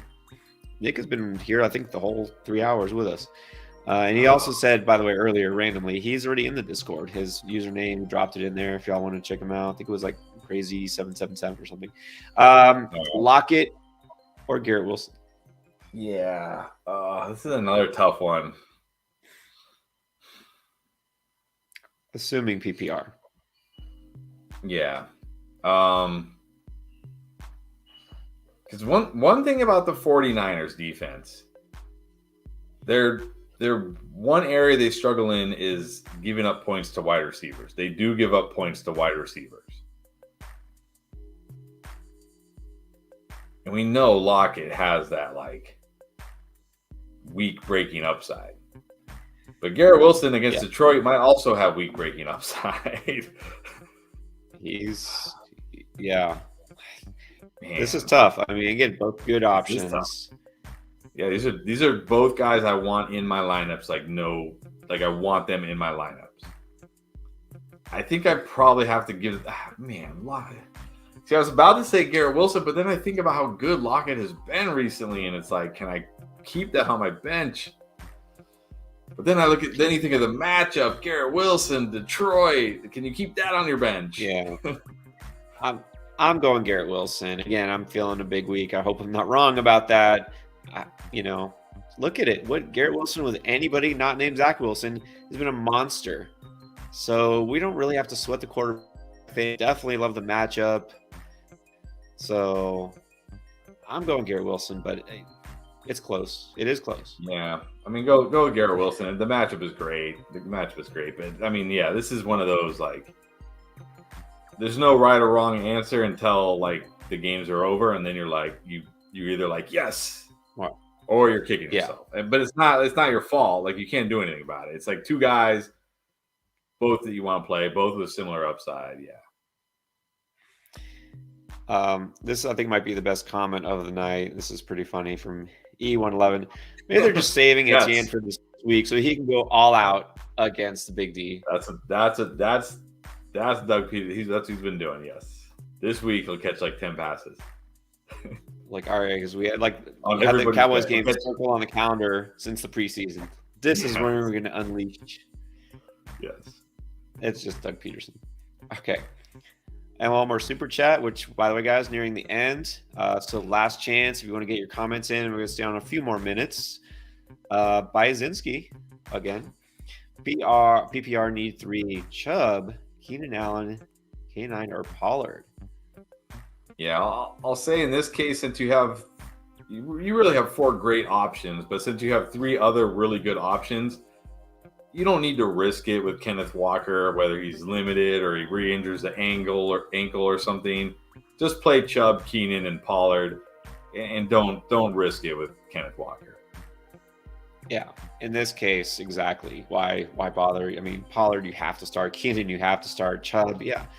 So even if I think even if Walker was just 100% good to go, I would sit him anyways based on the matchup. So, yep, Chubb, Allen, and Pollard. All right, let's do a couple. By the way, guys, just so I know I already mentioned it, a couple quick reminders as well. Do a few more minutes. We'll get in the lightning round real quick.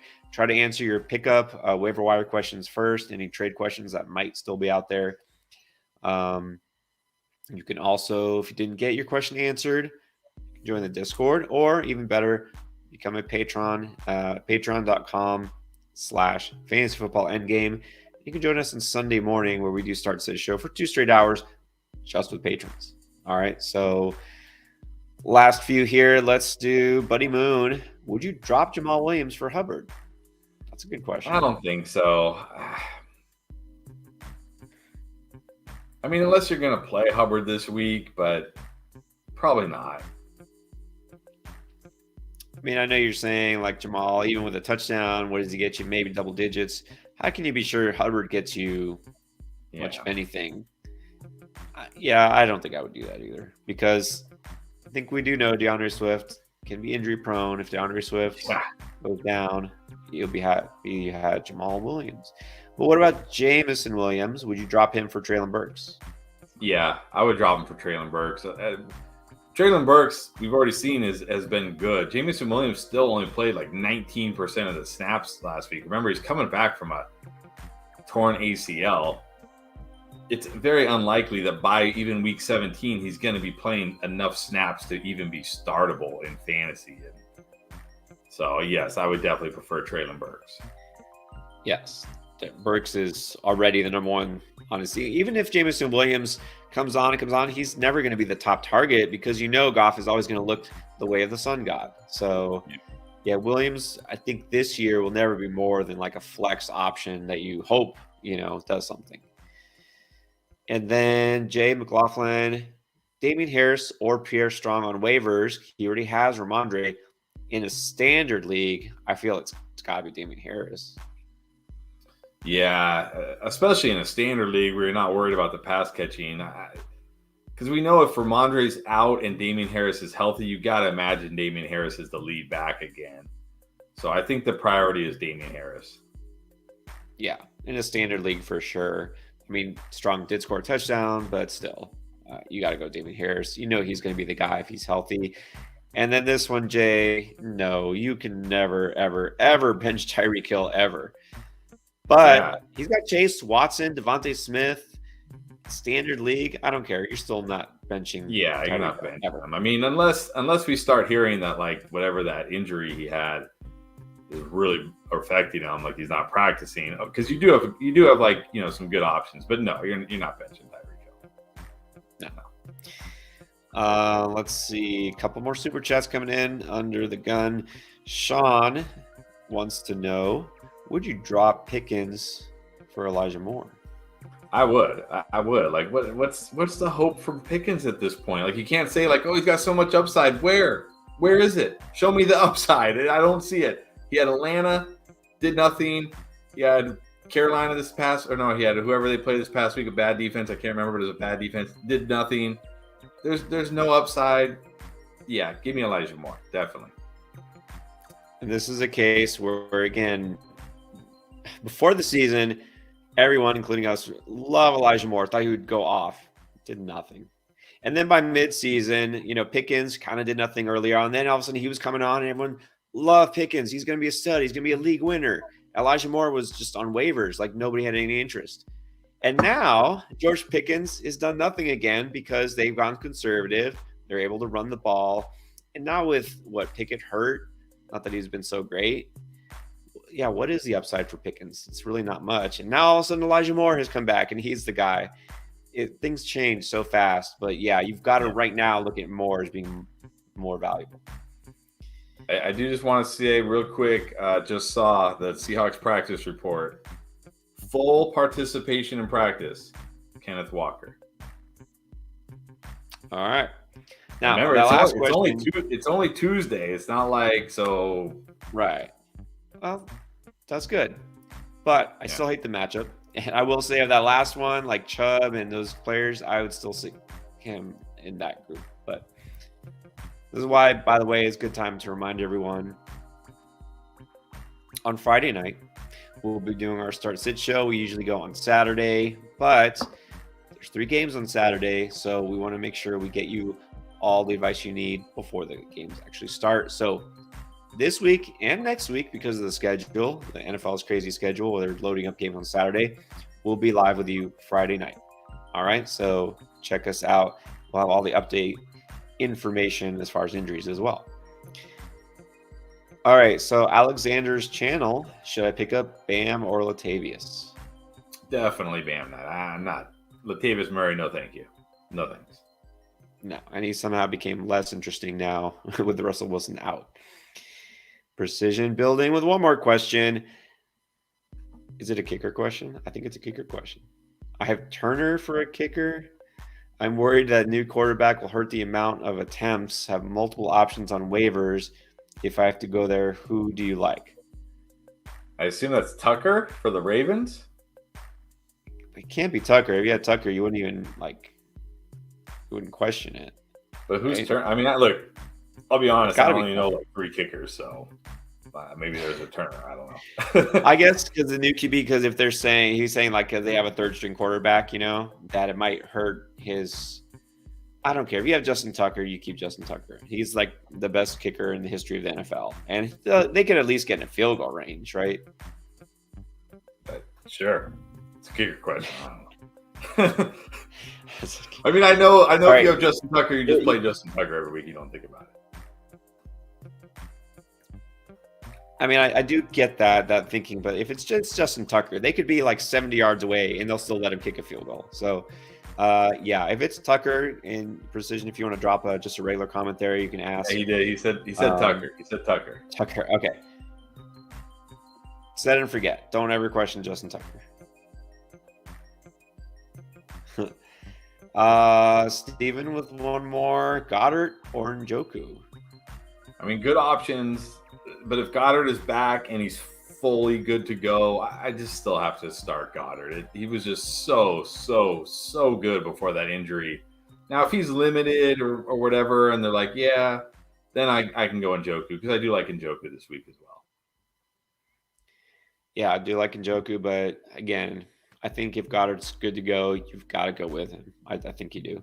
And then Lil Isaiah, Dak, Deshaun Watson, or Mike White? Well, we can definitely say no to White out of that group. So yeah. Dak over Watson, right?